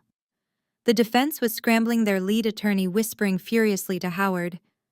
Judge Kensington slammed his gavel, demanding order in his courtroom, but the real battle was far from over. The night before this hearing had been the longest of my life. I had been sitting at the farmhouse kitchen table, surrounded by legal documents and empty coffee cups. The sheer magnitude of the fraud was overwhelming. I had the geological surveys, the commercial appraisal, and the financial routing numbers linking the shell company to Jamal's offshore trust. But I knew the defense would argue that the $2 million sale was a separate, legitimate transaction completely unrelated to the mineral rights. I needed proof of their intent. I needed proof that Howard and Jamal knew exactly what they were doing. I was exhausted, my eyes burning from staring at spreadsheets for hours. Grandma Beatrice was resting in the living room, bundled under a thick quilt. She had been agitated earlier in the evening, wandering the house and asking for Howard again. The Alzheimer's episodes were becoming more frequent, and it terrified me to see her slipping away. I walked into the living room to check on her, bringing a cup of warm chamomile tea. She was sitting upright, her eyes fixed on the fireplace mantel. For a moment, I thought she was having another episode. "Grandma?" I said softly, setting the tea down on the side table. "Are you okay? Do you need anything?" She turned to look at me, and the fog in her eyes was gone. They were clear, sharp, and intensely focused. The sudden transformation was startling. It was as if a switch had been flipped, illuminating the brilliant, formidable woman she had always been. Madeline Beatrice said, her voice strong and steady. Come here. I knelt beside her chair, taking her fragile hands in mine. Yes, Grandma, I am here. She gripped my hands with surprising strength. My sweet girl, she whispered, leaning closer. The porcelain doll on the mantel. Did you find the audio tape I hid inside it? I froze. My mind raced, trying to process her words. The porcelain doll. Audio tape. What audio tape, Grandma? I asked, my voice barely a whisper. Beatrice's eyes narrowed, a flash of pure, unadulterated fury crossing her features. They thought I was already gone, Madeline. They thought I couldn't understand what they were planning, Howard and that arrogant husband of Caroline's. They sat right here in this living room drinking my scotch and outlined the entire scheme. She squeezed my hands tighter. They talked about the mineral rights. They talked about the shell company. They talked about abandoning me at the airport so they could forge the medical proxy. They laid it all out step by step, laughing about how easy it would be to steal everything. My blood ran cold. They discussed the entire federal wire fraud scheme in front of her, assuming her Alzheimer's made her an invisible, incompetent witness. They had wildly underestimated Beatrice. I knew my memory was failing. Beatrice continued, her voice trembling slightly with the effort to remain lucid. I knew I wouldn't be able to testify, so I recorded them. I bought a digital voice recorder and hid it inside the antique porcelain doll on the mantel. I turned it on before they came into the room. It captured everything. I stared at my grandmother in awe. Even as her mind was betraying her, she had possessed the presence of mind and the sheer cunning to gather the exact evidence needed to destroy them. I need you to break it open, Madeline Beatrice commanded, releasing my hands. Break the doll. Get the tape. Do not let them take my legacy. I stood up immediately and walked over to the fireplace mantel. A delicate 19th century German bisque porcelain doll sat exactly where it had been for decades. I picked it up, feeling the weight of it in my hands. In my profession, destroying an antique of this value was a cardinal sin. But this was not about preserving a piece of porcelain. This was about preserving my grandmother's life and bringing down an empire of lies. I wrapped the doll in a thick towel and brought it into the kitchen. I placed it on the counter, grabbed a hammer from the toolbox, and brought it down hard. The delicate bisque shattered with a sharp, echoing crack. I carefully pulled away the towel and sifted through the broken shards. There, nestled securely inside the hollow ceramic torso, was a small black digital voice recorder. I picked it up, my hands trembling as I turned it on. The battery was low, but the screen flickered to life. I hit play. The recording was crystal clear. I heard the clink of glasses, the sound of liquid being poured, and then my father's voice. The state facility is already arranged, Howard said. The second Madeline drops her at the airport, we slip out, call security, and they take her in. The medical proxy is drafted. We get emergency guardianship by midnight. And the Delaware LLC is fully registered. Jamal's voice followed, smooth and arrogant. I routed the tax ID through the offshore trust. We buy the farm for $2 million. Beatrice loses her land rights, and we flip the mineral rights to the conglomerate for $50 million the very next day. Clean, untraceable, and entirely legal. $48 million in pure profit. Howard laughed. Not bad for an old dirt patch. I stopped the recording. The evidence was irrefutable. It was a complete, unadulterated confession to elder abuse, medical proxy forgery, and federal wire fraud. It was the silver bullet. And now, sitting in the courtroom, I was ready to fire it. Judge Kensington stared down at me from the bench, the silence in the room heavy and expectant. Mr. David, the judge, said, his voice dangerously low. Your client has just made an incredibly serious accusation, an accusation of a $50 million corporate fraud. Do you have the evidence to support this claim? David stood up, his expression grim. We do, Your Honor. And the evidence does not just prove the financial fraud, it proves the premeditated abuse and abandonment of my client's grandmother. Harrison, the defense attorney, jumped to his feet. Objection, Your Honor, this is outrageous. My clients are upstanding citizens. This is a baseless smear campaign. Judge Kensington slammed his gavel. Sit down, Mr. Harrison. I will hear this evidence. Proceed, Mr. David. David walked over to the evidence table and picked up the small black digital voice recorder. I request permission to play Exhibit A, Your Honor, an audio recording captured by Beatrice herself, detailing the exact planning and execution of this fraudulent enterprise. Harrison panicked. Objection. We have no idea where that recording came from. It could be doctored. Furthermore, the subject is incompetent. Before Judge Kensington could rule on the objection, the courtroom doors swung open. Everyone turned to look. My mother, Brenda, stood in the doorway, her face pale, her hands shaking. She looked completely broken. And right behind her, flanked by two armed bailiffs, was Grandma Beatrice. She walked slowly, but with a fierce, uncompromising dignity. The final showdown had arrived, and my family was completely out of moves. The atmosphere in the New York Supreme Court was charged with an electric tension that seemed to vibrate off the polished mahogany panels. Judge Kensington, a man whose reputation for uncompromising severity preceded him, struck his gavel with a force that commanded immediate silence. The low murmur of the spectators and the rustling of legal papers ceased instantly. He adjusted his glasses, peering down from the bench with a gaze that felt heavy enough to crush bone. Before we proceed with the petitioner's motion, Judge Kensington began, his voice a low, resonant rumble. I want it clearly understood that this court does not tolerate the weaponization of medical distress for financial gain. The accusations levied here today are of an extraordinarily severe nature. We are dealing with an elderly citizen's estate, an alleged corporate conspiracy, and claims of elder abuse. I expect nothing but absolute verifiable facts from both counsels. Mr. Harrison, you may call your first witness. Harrison, lead counsel for my family, practically sprinted to the podium. His demeanor was a masterclass in aggressive confidence, completely masking the panic I knew he must be feeling after the devastating revelation of the hidden audio recording.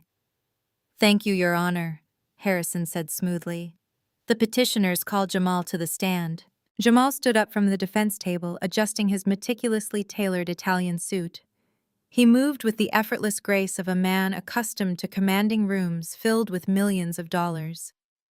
As he walked past our table, he did not even glance at me. He kept his eyes fixed forward, projecting the image of a deeply concerned family member forced into a difficult situation. He took the oath, swearing to tell the whole truth, a promise I knew he was about to shatter into a million pieces. Mr. Jamal Harrison began pacing slowly in front of the witness stand. Could you please state your occupation for the court? I am a senior director of wealth management at a major international banking institution.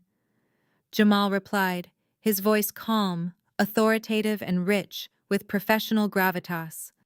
I specialize in managing high net worth portfolios, mitigating financial risk, and executing complex estate liquidations. And in that professional capacity, Harrison continued, did you conduct a thorough review of Beatrice's current financial situation? I did, Jamal answered, leaning slightly into the microphone. Howard and Brenda approached me several weeks ago. They were incredibly distressed. They explained that Beatrice was suffering from rapid, severe cognitive decline and required specialized round-the-clock medical care. They asked me to review her estate to determine the best course of action to fund her treatment. What did your review uncover? Mr. Jamal Harrison asked, feigning deep concern. Jamal let out a heavy, tragic sigh. It was a financial catastrophe. Your Honor, Beatrice's assets are entirely illiquid. Her wealth is tied up entirely in the Hudson Valley farm. The property itself is a massive liability. It requires constant upkeep, high property taxes, and generates zero revenue. Furthermore, I discovered a significant amount of outstanding medical debt and unpaid specialized care invoices. Harrison turned to the judge. Your Honor, I am submitting Exhibit B, a detailed financial portfolio prepared by Mr. Jamal, outlining the immense debt burden currently crushing this estate. The bailiff handed the thick stack of papers to Judge Kensington. I watched Jamal's face carefully. He was a master of his craft. The portfolio he had created was undoubtedly a work of dark art, a fabricated financial apocalypse designed to convince any reasonable judge that a quick sale was the only way to save Beatrice from total ruin. He was using his banking credentials to legitimize a complete fiction. In your professional opinion, Mr. Jamal Harrison asked, his voice rising in dramatic cadence, is the $2 million sale of the Hudson Valley farm a necessary action? It is the only viable action, Jamal stated firmly, looking directly at the judge. The estate is bleeding money. If we do not liquidate the farm immediately, Beatrice will be bankrupt within 6 months. The $2 million offer from the anonymous buyer is incredibly generous, given the rundown condition of the property. It will provide the necessary liquid capital to place her in a top-tier state medical facility where she can receive the care she desperately needs. Madeline's refusal to authorize this sale is not just financially irresponsible. It is actively endangering an elderly woman's life. The courtroom fell silent. Jamal had painted a compelling, terrifying picture. He had transformed me into a greedy, negligent granddaughter holding an old woman hostage while elevating himself and my father to the status of desperate saviors. It was a brilliant, highly polished performance. Harrison nodded slowly, letting the impact of Jamal's words settle over the room. Thank you, Mr. Jamal. Your witness, Mr. David. David stood up from our table. He did not rush. He buttoned his suit jacket with deliberate slowness, projecting a calm, unbothered energy that contrasted sharply with Harrison's theatrical aggression. He picked up a single manila folder from our table and walked to the center of the courtroom. Mr. Jamal David began, his voice conversational, almost friendly. You stated that you manage high net worth portfolios and specialize in complex estate liquidations. Is that correct? That is correct, Jamal replied, maintaining his steady professional gaze. And you conducted a thorough review of Beatrice's assets, David continued. You evaluated the farm, determined it was a financial liability, and concluded that a $2 million sale was a generous offer. Yes, Jamal answered, a hint of impatience creeping into his voice. I just testified to that fact. David stopped pacing and turned to face Jamal directly. As a senior wealth manager handling a real estate transaction involving a vulnerable family member, did you perform a standard environmental and geological assessment of the property before advising a $2 million sale? Jamal's jaw tightened slightly. The property is an agricultural farm, Mr. David. It has been used for farming for generations. A commercial agricultural appraisal was sufficient for our purposes. So you did not investigate the subterranean mineral rights? David asked, his voice sharpening. Harrison jumped up. Objection, Your Honor. Relevance counsel is badgering the witness regarding issues already addressed in earlier proceedings. Overruled. Judge Kensington snapped, his eyes fixed on Jamal. The witness will answer the question. Jamal shifted in his seat. The mineral rights were deemed irrelevant to a rapid liquidation meant to cover emergency medical expenses. Irrelevant. David repeated, his voice echoing loudly in the silent courtroom. He opened the manila folder and pulled out a stack of glossy papers. Your Honor, I am submitting Exhibit C, a certified independent geological appraisal commissioned by a global industrial mining conglomerate. David walked over and handed the documents to the bailiff. This appraisal, Mr. Jamal, was conducted 18 months ago. It explicitly details a massive subterranean deposit of rare earth elements beneath the farm. It values the property's extraction rights at $50 million. Murmurs erupted across the spectator benches. Judge Kensington slammed his gavel, demanding order. Now, Mr. Jamal, David said, stepping closer to the witness stand. You are a senior director at a major banking institution. You are testifying under oath as a financial expert. Are you asking this court to believe that you advised your father-in-law to sell a $50 million asset for a mere $2 million because you simply forgot to check the mineral rights? Or are you lying to this court to cover up the fact that you know exactly how much that land is worth? Jamal's confident facade began to fracture. His eyes darted toward Howard, panic momentarily flashing across his features. The elaborate fabricated debt portfolio he had spent hours creating was suddenly worthless, buried under the crushing weight of a $50 million reality. The trap was closing, and Jamal was sitting right in the center of it. The trap was closing, and Jamal was sitting right in the center of it. Judge Kensington stared at the wealth manager with an expression of absolute disgust. The silence in the courtroom was so profound you could hear the faint hum of the fluorescent lights overhead. Jamal opened his mouth perhaps to spin another elaborate financial lie, but the judge raised a single hand, silencing him instantly. "You are excused from the stand, Mr. Jamal," Judge Kensington said, his voice dangerously quiet. "I strongly suggest you remain in the courtroom. We are not finished with you." Jamal stood up, his posture rigid and unnatural. The arrogant swagger he had carried into the room had completely evaporated. He walked back to the defense table and sank into his chair, refusing to look at my father or my sister. "Mr. David," the judge continued, turning his attention back to our table. "Call your next witness." David nodded and turned to me. "The defense calls Madeline to the stand." I stood up and smoothed the front of my charcoal gray suit. I did not look at my mother, who was clutching a tissue in her hands, or at Caroline, who was staring at Jamal with mounting panic. I kept my eyes fixed entirely on the witness stand. I walked forward with the measured, deliberate pace of a professional. I took the oath, swore to tell the truth, and sat down. For my entire life, my family had conditioned me to feel small. They had cast me in the role of the emotional, unstable disappointment. They expected me to take the stand and cry. They expected me to recount childhood traumas, to beg the judge for sympathy, to act like a broken victim. But I was not a victim today.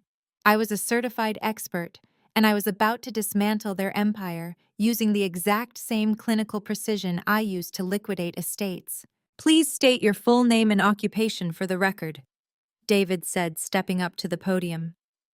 "My name is Madeline," I replied, my voice projecting clearly across the room.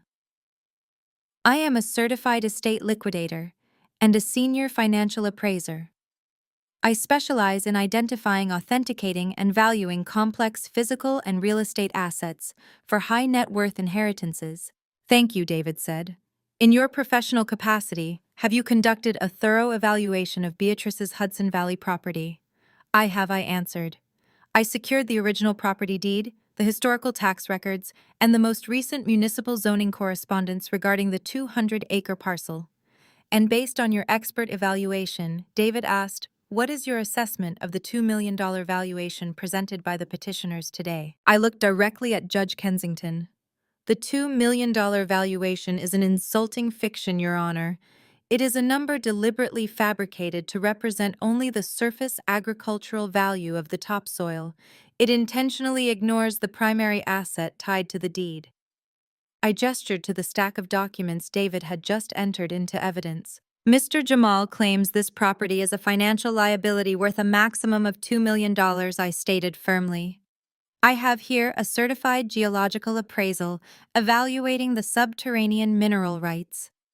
The farm sits directly above a massive, highly concentrated vein of lithium and neodymium. A global industrial mining conglomerate conducted deep core samples 18 months ago. They evaluated the exclusive extraction rights. The true market value of that property is $50 million. The gallery erupted. Gasps echoed from the spectator benches. Even the court reporter stopped typing for a fraction of a second, her eyes widening in shock. $50 million was not just a discrepancy, it was a fortune. Judge Kensington slammed his gavel twice, the sharp cracks cutting through the rising noise. "Order! I will have order in this court." The room fell silent again, but the energy had completely shifted. The air was practically vibrating with the magnitude of the revelation. David approached the witness stand.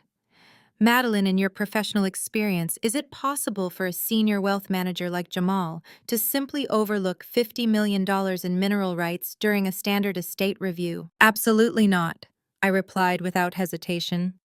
"Any competent financial professional evaluating rural acreage of that size would immediately conduct a subterranean asset check. The fact that the petitioners rushed to execute a $2 million sale without declaring the mineral rights indicates a deliberate attempt to conceal the true value of the estate from the legal owner. That is a lie." The shout came from the defense table. Howard had leapt to his feet, his chair crashing backward onto the polished floor. His face was a dark, mottled red, the veins in his neck bulging against his expensive collar. The polite, concerned patriarch routine had shattered entirely. "Mr. Howard, sit down immediately," Judge Kensington bellowed, leaning over the bench. "I did not know anything about any minerals," Howard shouted, ignoring the judge completely. He pointed a shaking finger at me. "She is making this up to make me look like a criminal. I am trying to save my mother. Beatrice has Alzheimer disease. She needs 24-hour care. The state facility costs thousands of dollars a month. I found a private buyer willing to pay $2 million in cash to cover her medical bills. That is all this is." Howard slammed his hands down on the defense table, breathing heavily. "I am a loving son making a difficult choice. I do not know anything about mining conglomerates. I just wanted to help my sick mother, and my ungrateful daughter is trying to turn it into a conspiracy." Bailiff. Judge Kensington warned, his voice turning to ice. "If he speaks out of turn one more time, remove him from my courtroom." Howard slowly sank back into his chair, breathing heavily, trying to pull the mask of the victim back over his face. He looked at the judge with wide, desperate eyes, playing the role of the misunderstood savior. I sat in the witness box, my expression completely unchanged. I did not raise my voice. I did not match his anger. I just watched him scramble to plug the holes in his sinking ship. He thought feigning ignorance would protect him. He thought claiming a medical emergency would justify the rushed $2 million sale. He was betting everything on the idea that we only knew about the $50 million appraisal, but not about who was actually buying the farm. I looked at David and gave him a tiny, almost imperceptible nod. Howard had just sworn in front of a Supreme Court judge that he had no idea about the minerals and was just selling the farm to a random private buyer to pay medical bills. He had willingly walked right into the final, inescapable trap. It was time to show the court exactly who owned the shell company purchasing the land. The sudden appearance of my mother and my grandmother in the courtroom was a shockwave that hit the defense table with the force of a physical blow. Brenda looked like she had aged 10 years overnight, her face pale and drawn, her eyes darting nervously around the room. But it was Beatrice who commanded everyone's attention. She walked with a slow, deliberate grace, her posture straight, her chin held high. The Alzheimer's fog that had clouded her mind the previous night was completely gone, replaced by a fierce, uncompromising clarity. David stood up quickly, rushing over to help them to the witness stand area. Judge Kensington watched the exchange with narrowed eyes, his expression inscrutable. "Your Honor," David said, turning back to the bench, "I ask that the court recognize Beatrice as a competent witness. She is prepared to testify regarding the events leading up to this hearing." Harrison was on his feet in an instant, his face red with panic. "Objection, Your Honor. We submitted an affidavit from a board-certified psychiatrist stating that this woman is incompetent. She cannot testify." Judge Kensington fixed Harrison with a cold, unyielding glare. "An affidavit based on a 10-second video clip, Mr. Harrison. Not exactly the gold standard of medical evaluation.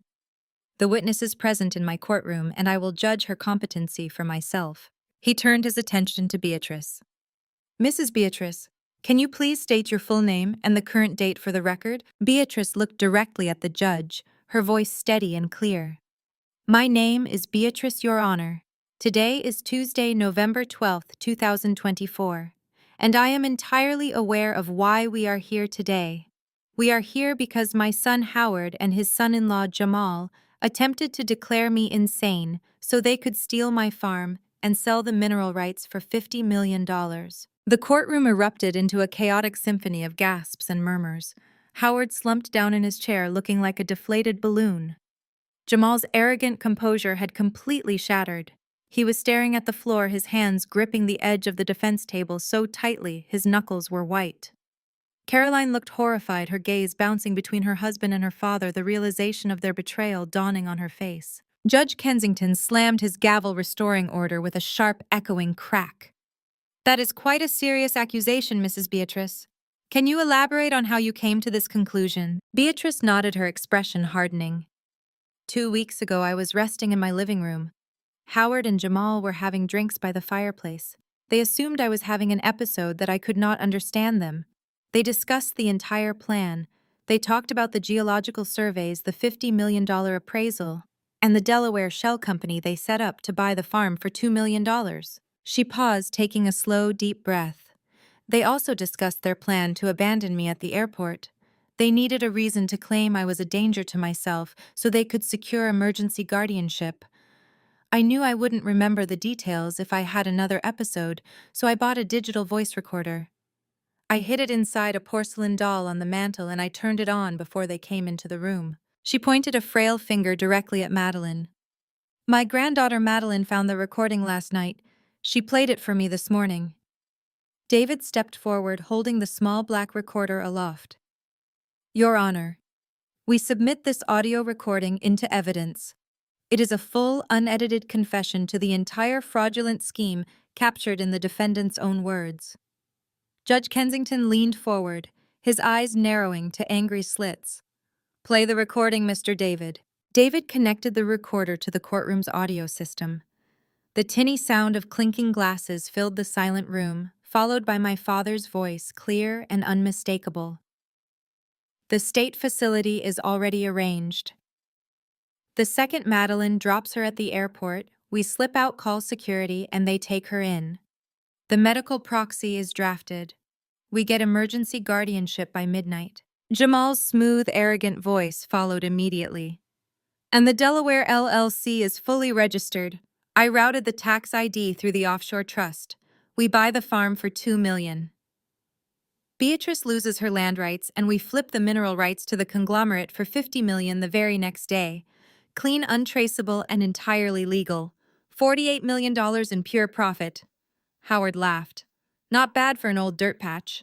The recording ended, leaving a deafening silence in its wake. The sheer calculating cruelty of their plan, the casual disregard for an elderly woman's life and legacy, hung in the air like a toxic cloud. Caroline stood up abruptly, her chair screeching against the floor. You lied to me, she screamed, pointing an accusing finger at Jamal. You told me it was just a $2 million deal to pay for Grandma's care. You were going to keep $48 million for yourselves. Jamal did not even look at her.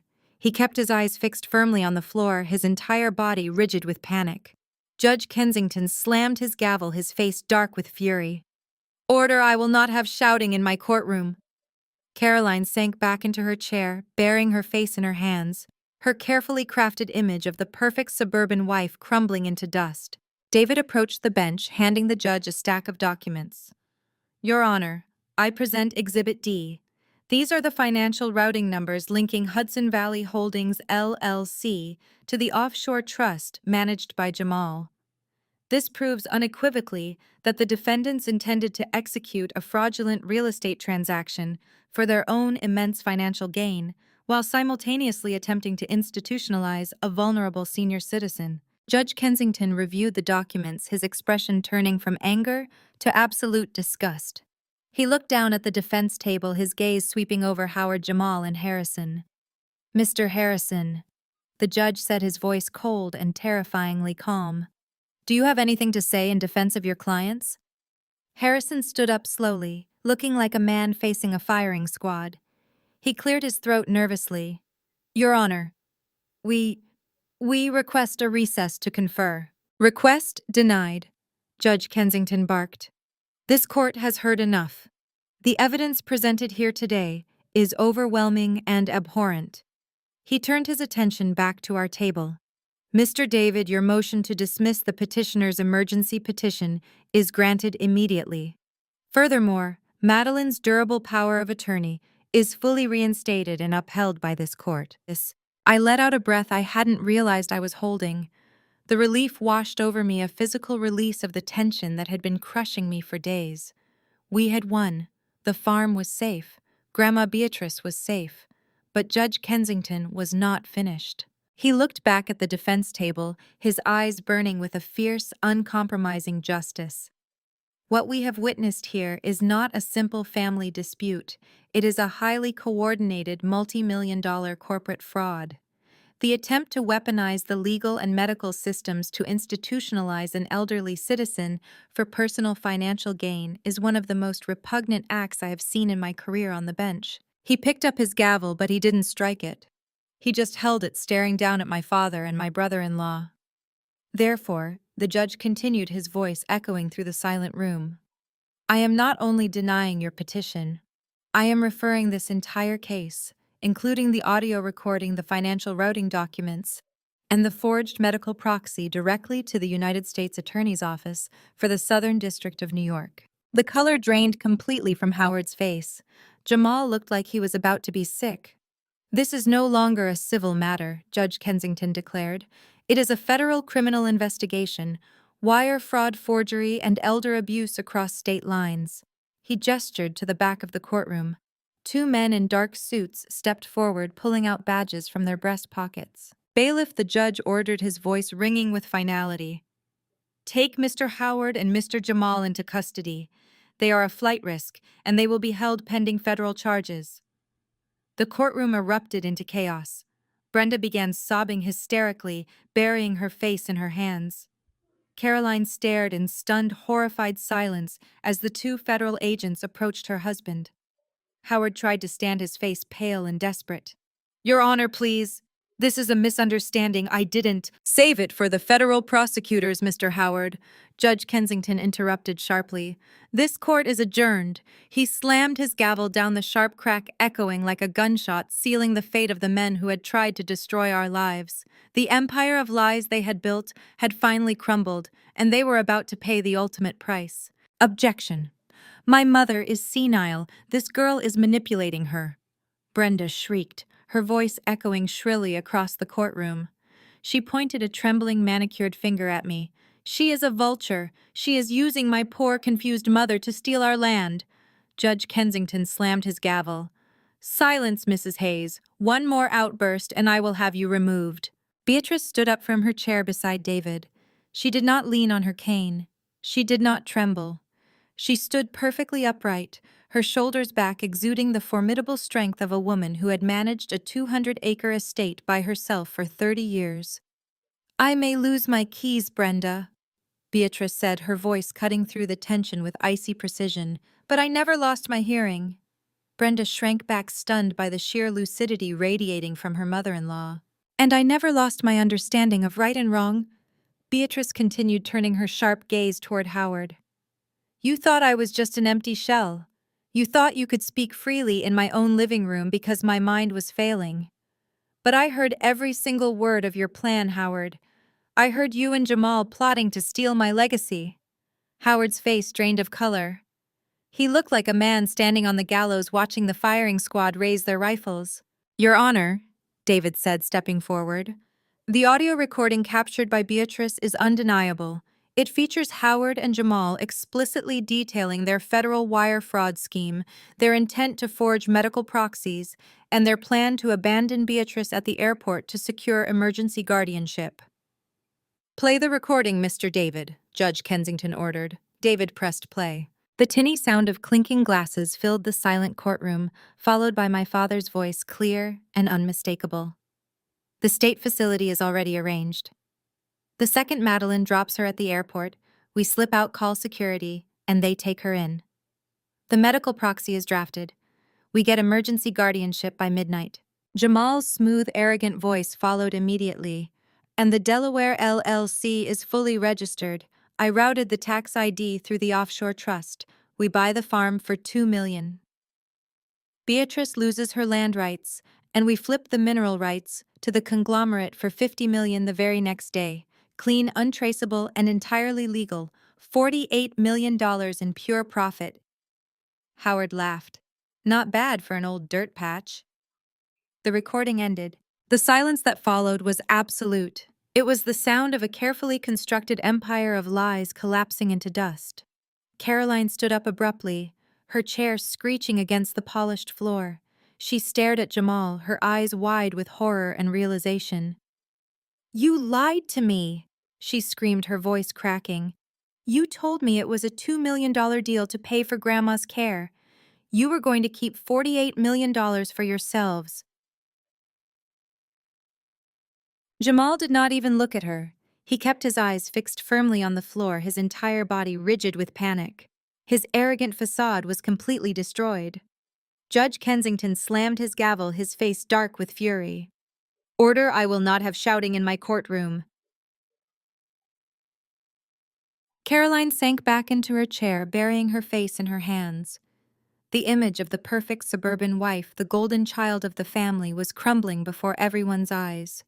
She had been a pawn in her husband's scheme, just as oblivious to the true value of the land as my mother. David approached the bench, handing the judge a stack of documents. Your Honor, I present Exhibit D. These are the financial routing numbers linking Hudson Valley Holdings, LLC, to the offshore trust managed by Jamal. This proves unequivocally that the defendants intended to execute a fraudulent real estate transaction for their own immense financial gain, while simultaneously attempting to institutionalize a vulnerable senior citizen. Judge Kensington reviewed the documents, his expression turning from anger to absolute disgust. He looked down at the defense table, his gaze sweeping over Howard, Jamal, and Harrison. Mr. Harrison, the judge said, his voice cold and terrifyingly calm. Do you have anything to say in defense of your clients? Harrison stood up slowly, looking like a man facing a firing squad. He cleared his throat nervously. Your Honor, we request a recess to confer. Request denied, Judge Kensington barked. This court has heard enough. The evidence presented here today is overwhelming and abhorrent.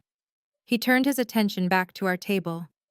Mr. David, your motion to dismiss the petitioner's emergency petition is granted immediately. Furthermore, Madeline's durable power of attorney is fully reinstated and upheld by this court. I let out a breath I hadn't realized I was holding. The relief washed over me, a physical release of the tension that had been crushing me for days. We had won. The farm was safe. Grandma Beatrice was safe. But Judge Kensington was not finished. He picked up his gavel and pointed it directly at the defense table. What we have witnessed here today is not a simple family dispute, Judge Kensington declared, his voice echoing through the silent room. It is a highly coordinated multi-million-dollar corporate fraud. The attempt to weaponize the legal and medical systems to institutionalize an elderly citizen for personal financial gain is one of the most repugnant acts I have seen in my career on the bench. He did not strike the gavel. He just held it, staring down at my father and my brother-in-law. Therefore, the judge continued, I am not only denying your petition, I am referring this entire case, including the audio recording, the financial routing documents, and the forged medical proxy, directly to the United States Attorney's Office for the Southern District of New York. The color drained completely from Howard's face. Jamal looked like he was about to be sick. This is no longer a civil matter, Judge Kensington stated. It is a federal criminal investigation, wire fraud, forgery, and elder abuse across state lines. He gestured to the back of the courtroom. Two men in dark suits stepped forward, pulling out badges from their breast pockets. Bailiff, the judge ordered, his voice ringing with finality. Take Mr. Howard and Mr. Jamal into custody. They are a flight risk, and they will be held pending federal charges. The courtroom erupted into chaos. Brenda began sobbing hysterically, burying her face in her hands. Caroline stared in stunned, horrified silence as the two federal agents approached her husband. Howard tried to stand, his face pale and desperate. Your Honor, please. This is a misunderstanding. I didn't... Save it for the federal prosecutors, Mr. Howard, Judge Kensington interrupted sharply. This court is adjourned. He slammed his gavel down, the sharp crack echoing like a gunshot, sealing the fate of the men who had tried to destroy our lives. The empire of lies they had built had finally crumbled, and they were about to pay the ultimate price. The empire of lies they had built had finally crumbled, and they were about to pay the ultimate price. Judge Kensington stared down at the defense table with a level of revulsion that seemed to freeze the very air in the room. He picked up his wooden gavel and brought it down with a thunderous strike that echoed off the mahogany walls. The sound was absolute. It was the sound of a trap snapping entirely shut. The emergency petition to revoke the durable power of attorney is hereby denied. Judge Kensington boomed, his voice carrying the full, unforgiving weight of the judicial system. Furthermore, I am issuing an immediate permanent injunction against Howard and Jamal. You are barred from coming within 500 feet of Beatrice Madeline or the Hudson Valley estate. Madeline, your authority as the sole legal guardian and financial proxy is completely reinstated and fully protected by this court. I let out a long, shuddering breath. Beside me, Attorney David gave a sharp, satisfied nod. Beatrice simply sat tall, her hands folded neatly in her lap, watching her greedy son face the exact consequences of his own arrogance. But Judge Kensington was not finished. He stood up from his leather chair towering over the bench. He pointed a rigid finger directly at Howard, who was now trembling visibly in his tailored suit. Do not think for 1 second that a dismissed civil petition is the end of this ordeal. The judge warned, his tone deadly and quiet. What was presented in this courtroom today goes far beyond a simple familial dispute over real estate. The audio recording and the financial routing documents provided by the defense outline a highly sophisticated, premeditated criminal conspiracy. Howard swallowed hard, his face glistening with a sudden cold sweat. Your Honor, I can explain everything. It was a misunderstanding about the appraisal. We never meant any harm. Save your breath, Judge Kensington snapped, cutting off the pathetic excuse instantly. You conspired to illegally declare an elderly woman mentally incompetent. You forged medical proxies. You abandoned a vulnerable citizen at an international airport.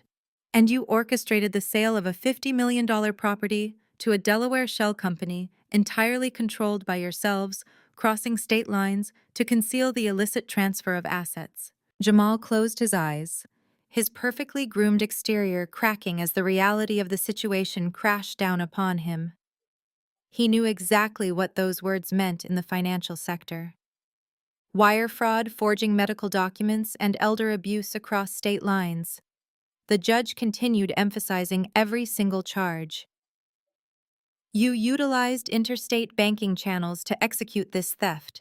That means this is no longer a matter for the state civil courts. This is now a federal matter. The judge shifted his gaze past the defense table, looking directly toward the heavy double doors at the back of the courtroom. Agents, you may proceed, Judge Kensington ordered.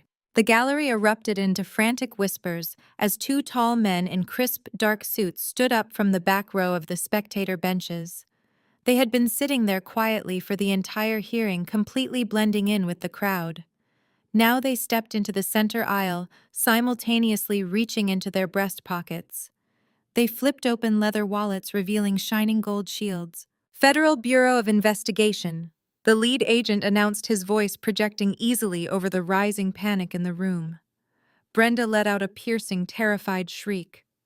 Caroline clamped both hands over her mouth, her eyes wide with unadulterated horror, as the two federal agents marched down the aisle, bypassing the wooden partition and stepping directly into the defense area. Howard stood up, his chair tipping backward and crashing loudly onto the floor. Wait, he stammered, holding his hands up as if he could physically push the FBI agents away. You cannot do this. I am a respected property developer. I have rights. I want my lawyer. You will have plenty of time to speak with your lawyer in federal custody, the lead agent replied coldly. He grabbed Howard by the shoulder, spinning him around with professional force. Howard let out a pathetic yelp as his arms were wrenched behind his back. The sharp metallic click of steel handcuffs snapping shut echoed through the room. Jamal did not try to run or argue. The 31-year-old wealth manager simply stood up from the defense table, his shoulders slumped in total defeat. He knew the federal financial regulations better than anyone else in the room. He knew that the evidence presented by David, the offshore routing numbers, the corporate tax ID, the audio confession, meant his lucrative career was instantly and permanently annihilated. The second FBI agent grabbed Jamal by the arms. The polished, arrogant brother-in-law who had mocked my profession and illegally frozen my bank accounts just a few days ago was now being publicly restrained like a common criminal. The steel cuffs locked around his wrists, trapping his expensive watch and designer cufflinks in a tight, humiliating bind. You have the right to remain silent. The lead agent began reciting the Miranda warning loudly enough for the entire gallery to hear. Anything you say can and will be used against you in a court of law. I sat perfectly still, watching the scene unfold with absolute cold satisfaction. They had tried to destroy me. They had tried to lock my grandmother away in a sterile facility just to line their own pockets. They had thought their money, their suits, and their corporate titles made them untouchable. They had assumed that a 33-year-old estate liquidator would just roll over and surrender. They were wrong. Howard was sobbing now, tears streaming down his face, as the reality of his impending imprisonment set in. He looked frantically toward the spectator benches, trying to catch Brenda's eye. "Brenda, call the bank!" He pleaded, his voice cracking with desperation. "Get the bail money ready. Do not let them take me away." "There will be no bail money today," Judge Kensington interjected sharply from the bench. "Given the flight risk associated with the offshore accounts and the sheer magnitude of the attempted $50 million wire fraud, I am recommending to the federal magistrate that both defendants be held without bond pending their arraignment." Jamal's knees buckled slightly at the judge's words. Being held without bond meant he would not be returning to his luxury suburban mansion tonight. He would be sleeping in a federal holding cell. "Take them out of my sight," the judge ordered. The FBI agents jerked Howard and Jamal forward, marching them away from the defense table. The spectacle of the two wealthy, arrogant men being paraded through the center aisle in handcuffs was a profound, undeniable victory. The gallery watched in stunned silence as the architects of this massive betrayal were escorted out the heavy wooden doors, their empires of greed completely dismantled by a single audio tape and a mountain of forensic evidence. I looked over at Grandma Beatrice. She was watching the doors swing shut behind her treacherous son, her expression calm and resolute. She reached over and placed her warm, fragile hand on top of mine. The grip was strong, a silent testament to the battle we had just won together. We had survived their ambush, protected the Hudson Valley farm, and ensured that justice was served with ruthless precision. But the courtroom drama was not quite over. As the sound of the heavy doors clicking shut faded away, my gaze shifted to the two women left standing in the wreckage. Brenda and Caroline were still paralyzed near the defense table, completely stripped of their protectors and their ill-gotten wealth. They were about to learn that the consequences of their greed extended far beyond a pair of handcuffs. I gathered my files, sliding the geological surveys and the commercial appraisal back into my leather briefcase. The satisfying click of the brass latches echoed in the nearly empty courtroom. Attorney David offered a brief, respectful nod before packing his own materials. I offered my arm to Grandma Beatrice. She took it, leaning against me, not out of frailty, but with the comfortable weight of absolute trust. We walked together down the center aisle, leaving the empty defense table behind us. As David pushed open the heavy oak doors leading to the courthouse hallway, the sound of frantic sobbing hit me instantly. Brenda and Caroline were standing near a marble pillar, looking entirely unrecognizable from the polished, arrogant women who had strutted into the building just an hour ago. Brenda was pacing erratically, her expensive silk scarf sliding off her shoulder, her hands shaking as she tried to dial a number on her cell phone. Caroline was slumped against the wall, her hands cradling her maternity bump mascara running in dark streaks down her face. The flawless, carefully curated aesthetic of the golden child was completely washed away by the harsh fluorescent lights of the legal system. When Brenda saw us emerge, she dropped her phone into her designer handbag and rushed forward. She reached out, attempting to grab my forearm, but I took a deliberate step back, putting myself firmly between her and Beatrice. "Madeline, you have to fix this," Brenda pleaded, her voice cracking with a desperation I had never heard from her before. "You have to tell the judge you made a mistake. Tell the FBI agents that Howard was just confused. They cannot put him in federal prison. He will not survive a week in a place like that. We will lose everything. The country club memberships, the house, the investment accounts, all of it will be frozen." I stared at my mother, marveling at her absolute inability to grasp reality. Even now, with her husband in handcuffs facing federal wire fraud charges, her primary concern was her social calendar and her bank accounts. She did not express a single ounce of remorse for abandoning her own mother-in-law at an airport. "I did not make a mistake, Mom," I said, keeping my voice entirely devoid of emotion. "Howard made a mistake when he decided to commit elder abuse and federal wire fraud. I simply provided the documentation. You are going to have to learn how to live without the country club. I suggest you start getting used to the idea of budget groceries and public transportation." Brenda gasped, clutching her chest as if I had physically struck her. "How can you be so cruel? I am your mother." "You forfeited that title the moment you handed me a fake economy ticket and $200, I replied. my tone dropping to a glacial chill. You left me stranded while you tried to steal $50 million. You made your choice. Now you get to live with the consequences. Caroline pushed herself off the marble wall and stumbled toward me. Her breathing was ragged, her face a mask of pure panic. She ignored our grandmother completely, her panicked eyes locking onto my briefcase. Madeline, please, I'm pregnant. If Jamal goes to prison, the bank will seize our house and my cars. Caroline begged, her voice rising to a hysterical pitch. How am I supposed to raise a baby without his income? You have to drop the charges. I looked at my younger sister. For years, she had paraded her affluent lifestyle in my face. She had mocked my career, belittled my education, and treated my hard work with utter contempt. She genuinely believed her marriage to a wealthy banker made her untouchable. She had willingly turned a blind eye to where Jamal's money actually came from as long as it funded her endless shopping sprees and luxury vacations. I adjusted my grip on my briefcase, maintaining my icy professionalism. I looked her dead in the eye. Don't worry, Caroline. As a certified liquidator, I've already been contracted by the bank. I'll be personally cataloging and auctioning off your designer bags and sports cars next Tuesday to pay off Jamal's restitution to Grandma. Caroline froze. Her mouth opened, but no sound came out. The sheer magnitude of my statement short-circuited her brain. What are you talking about? She finally whispered, her eyes wide with terror. Jamal used his corporate executive authority to commit federal wire fraud. I explained, enunciating every single word so she could not possibly misunderstand. He utilized his offshore trust to try and funnel stolen real estate assets.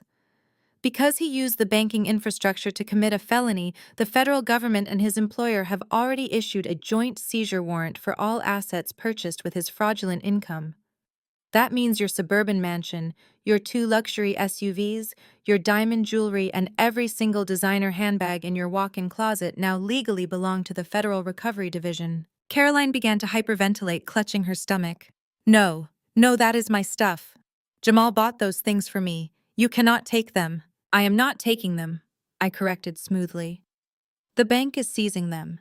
However, since the court recognized me as the primary financial appraiser who uncovered the fraud, the Bank Asset Recovery Division formally hired my liquidation firm to manage the seizure.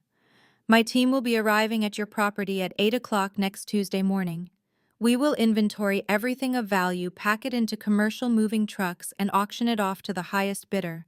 The proceeds will go directly into Grandma Beatrice's secured trust to cover the immense legal fees your husband forced us to incur. I looked at Brenda, who was staring at me with her mouth hanging open. And Mom, before you think about hiding any of your own assets, you should know the FBI is freezing Howard's accounts too. The house, the cars, the boat, everything is locked down. You planned this, Brenda whispered, her voice trembling with a mix of awe and terror. You planned to leave us with nothing. I planned to stop a robbery, I corrected her. The fact that you lost everything is just the cost of doing bad business. You should probably start packing a small suitcase, Caroline. I continued, showing absolutely no mercy. The federal marshals will be serving you with an eviction notice within the next 48 hours. You will be allowed to keep your personal clothing and basic necessities. Everything else goes into my auction catalog. If I were you, I would stop worrying about your social media aesthetic and start looking for a cheap 1-bedroom apartment to rent.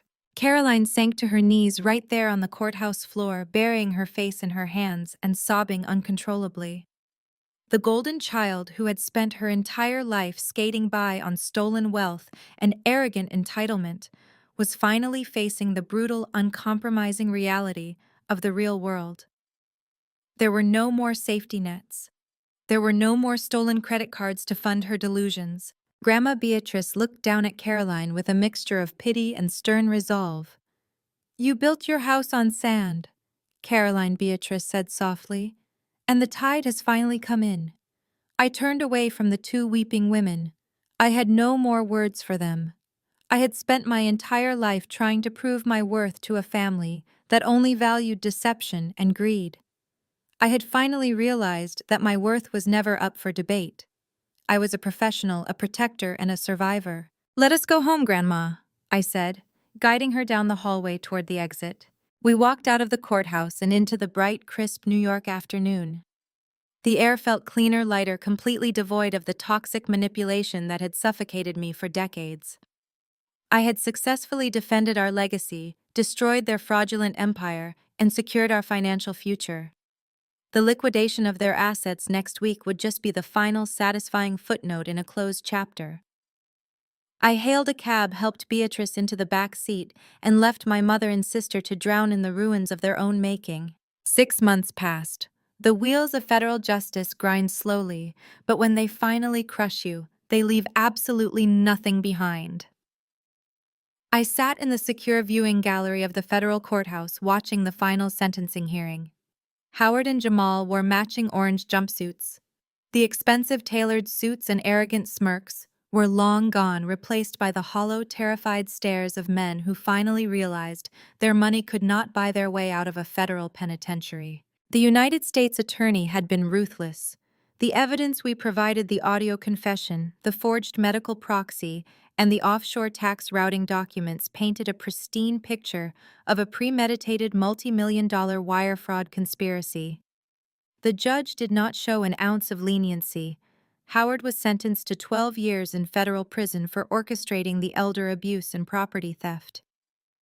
Jamal, due to his abuse of executive banking privileges to facilitate the fraud, received 15 years. He was permanently stripped of his financial licenses. His career, his reputation, and his freedom were entirely annihilated. I watched the bailiffs lead them away in chains. I felt no pity. They had tried to lock my grandmother in a state ward to steal her legacy. Now they were the ones locked in cages.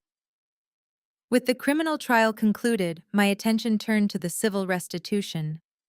The federal court appointed my estate liquidation firm to manage the asset seizure. I had promised Caroline I would be the one to dismantle her life, and I always keep my promises. On a crisp Tuesday morning, my team of professional liquidators and I arrived at Caroline's sprawling suburban mansion. The bank had already foreclosed on the property. Caroline was standing on the front lawn holding a single cardboard box containing the basic necessities the court allowed her to keep. Her designer maternity clothes were gone, replaced by cheap sweatpants. I walked through the massive double doors of her home holding my clipboard. We worked with clinical, devastating efficiency.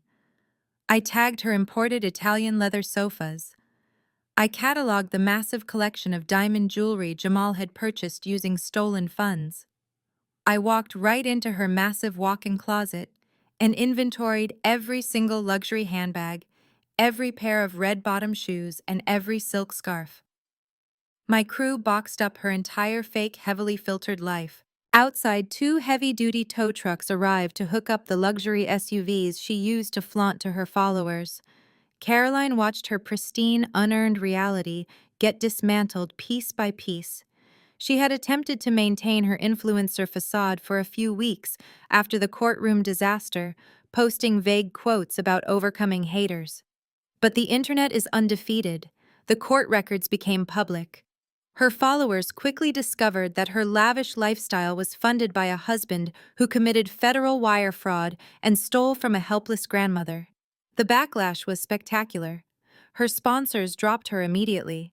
Her comments section became a wasteland of disgust. Completely destitute and utterly disgraced, Caroline officially filed for Chapter 7 bankruptcy.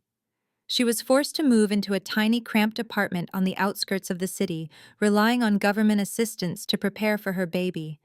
The golden child had finally hit rock bottom, but the most poetic justice of all was reserved for my mother. Brenda had spent her entire adult life clawing her way into high society. She worshipped status, wealth, and exclusivity. With Howard in federal prison and all their joint assets seized by the government to pay restitution to Beatrice, Brenda was left with absolutely nothing. The luxury condo was repossessed. Her credit cards were canceled. She had no marketable skills, no college degree, and a massive gap in her employment history. Desperation forced her into the only sector that would hire her. A few weeks after the asset seizure, I had a meeting near the elite country club my parents used to frequent. I decided to stop by the clubhouse to drop off some final legal paperwork with the club manager, who was assisting our firm in liquidating Howard's expensive golf memberships.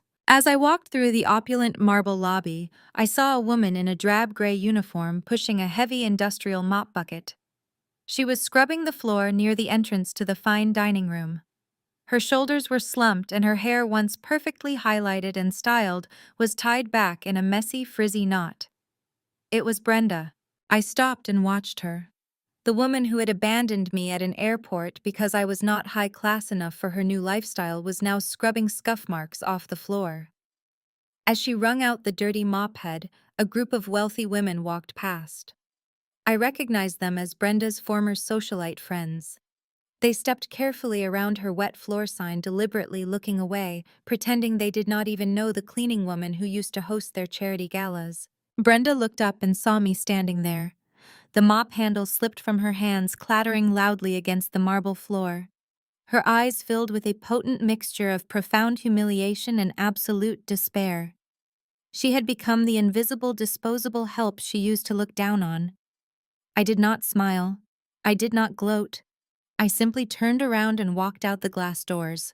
Some punishments are so flawless they require absolutely no commentary. Over the next 3 months, my firm successfully auctioned off every single seized asset.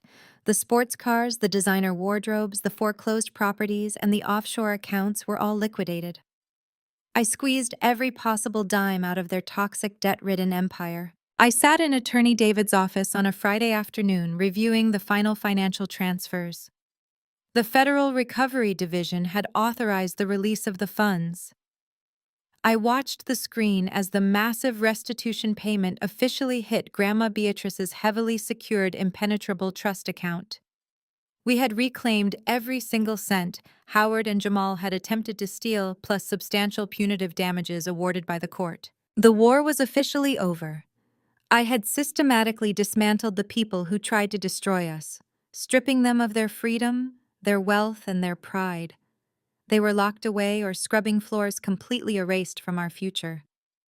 I closed the financial portfolio and locked my briefcase. It was time to go back to the farm.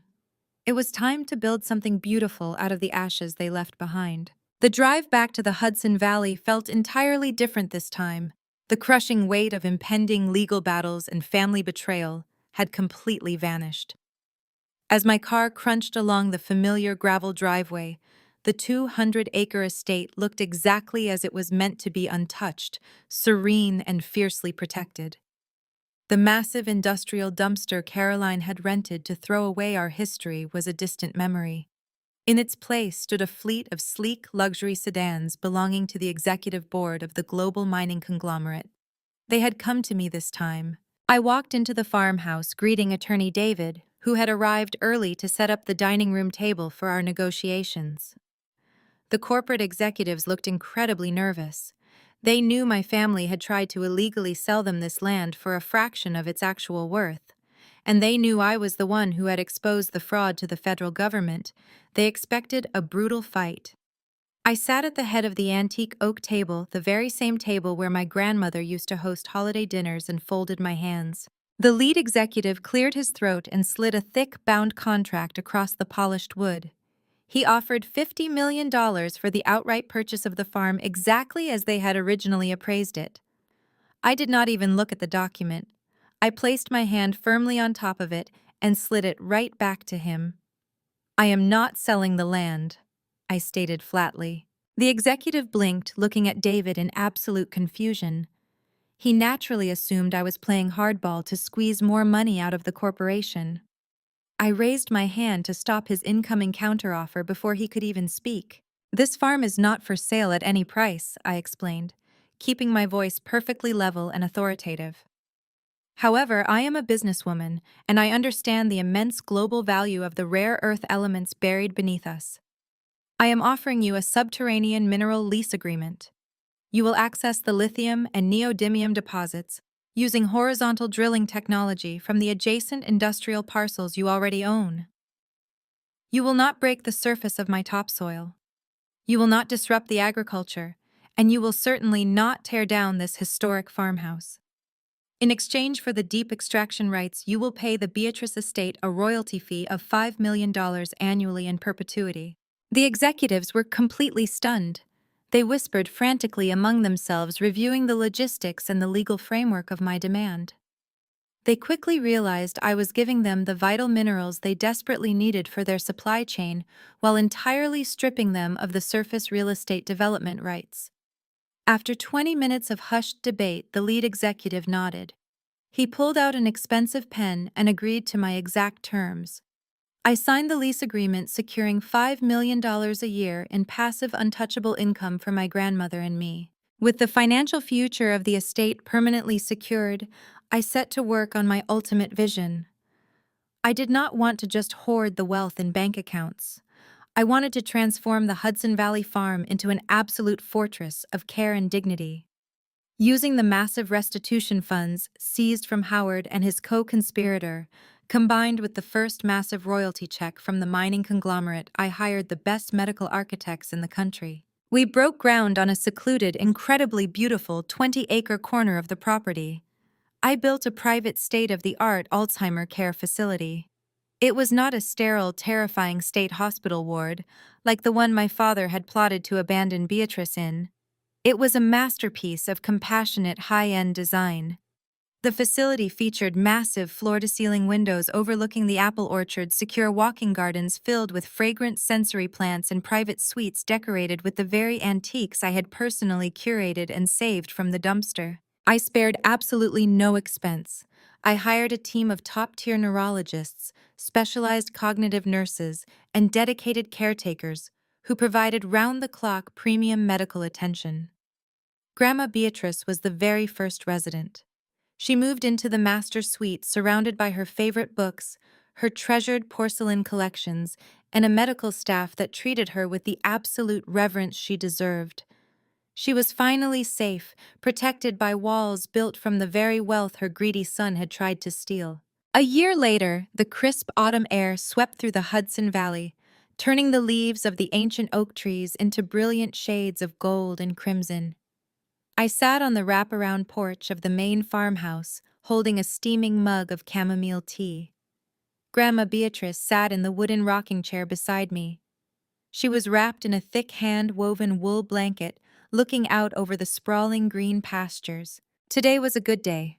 Her eyes were bright, focused, and filled with a profound sense of peace. The panic and confusion that used to grip her had been significantly reduced by the world-class medical regimen we now maintained. She reached over and rested her fragile hand over mine. "You did it, Madeline," she said, her voice soft but filled with unmistakable pride. "You saved our home." I looked out at the rolling hills, knowing that hundreds of feet beneath the soil, an invisible industrial operation was quietly funding our peaceful sanctuary. I smiled, taking a slow sip of my tea. The ultimate revenge against toxic people is never just about destroying their lives or watching them get locked in a federal prison cell. True justice is taking the very wealth they tried to steal and using it to build a towering, unshakable legacy they can never touch. I had stripped my abusers of their power, dismantled their fake empires, and secured my family true heritage for generations to come. The war was over and the estate was finally at peace. The story of Madeline and Beatrice teaches us a profound lesson about facing toxic family members.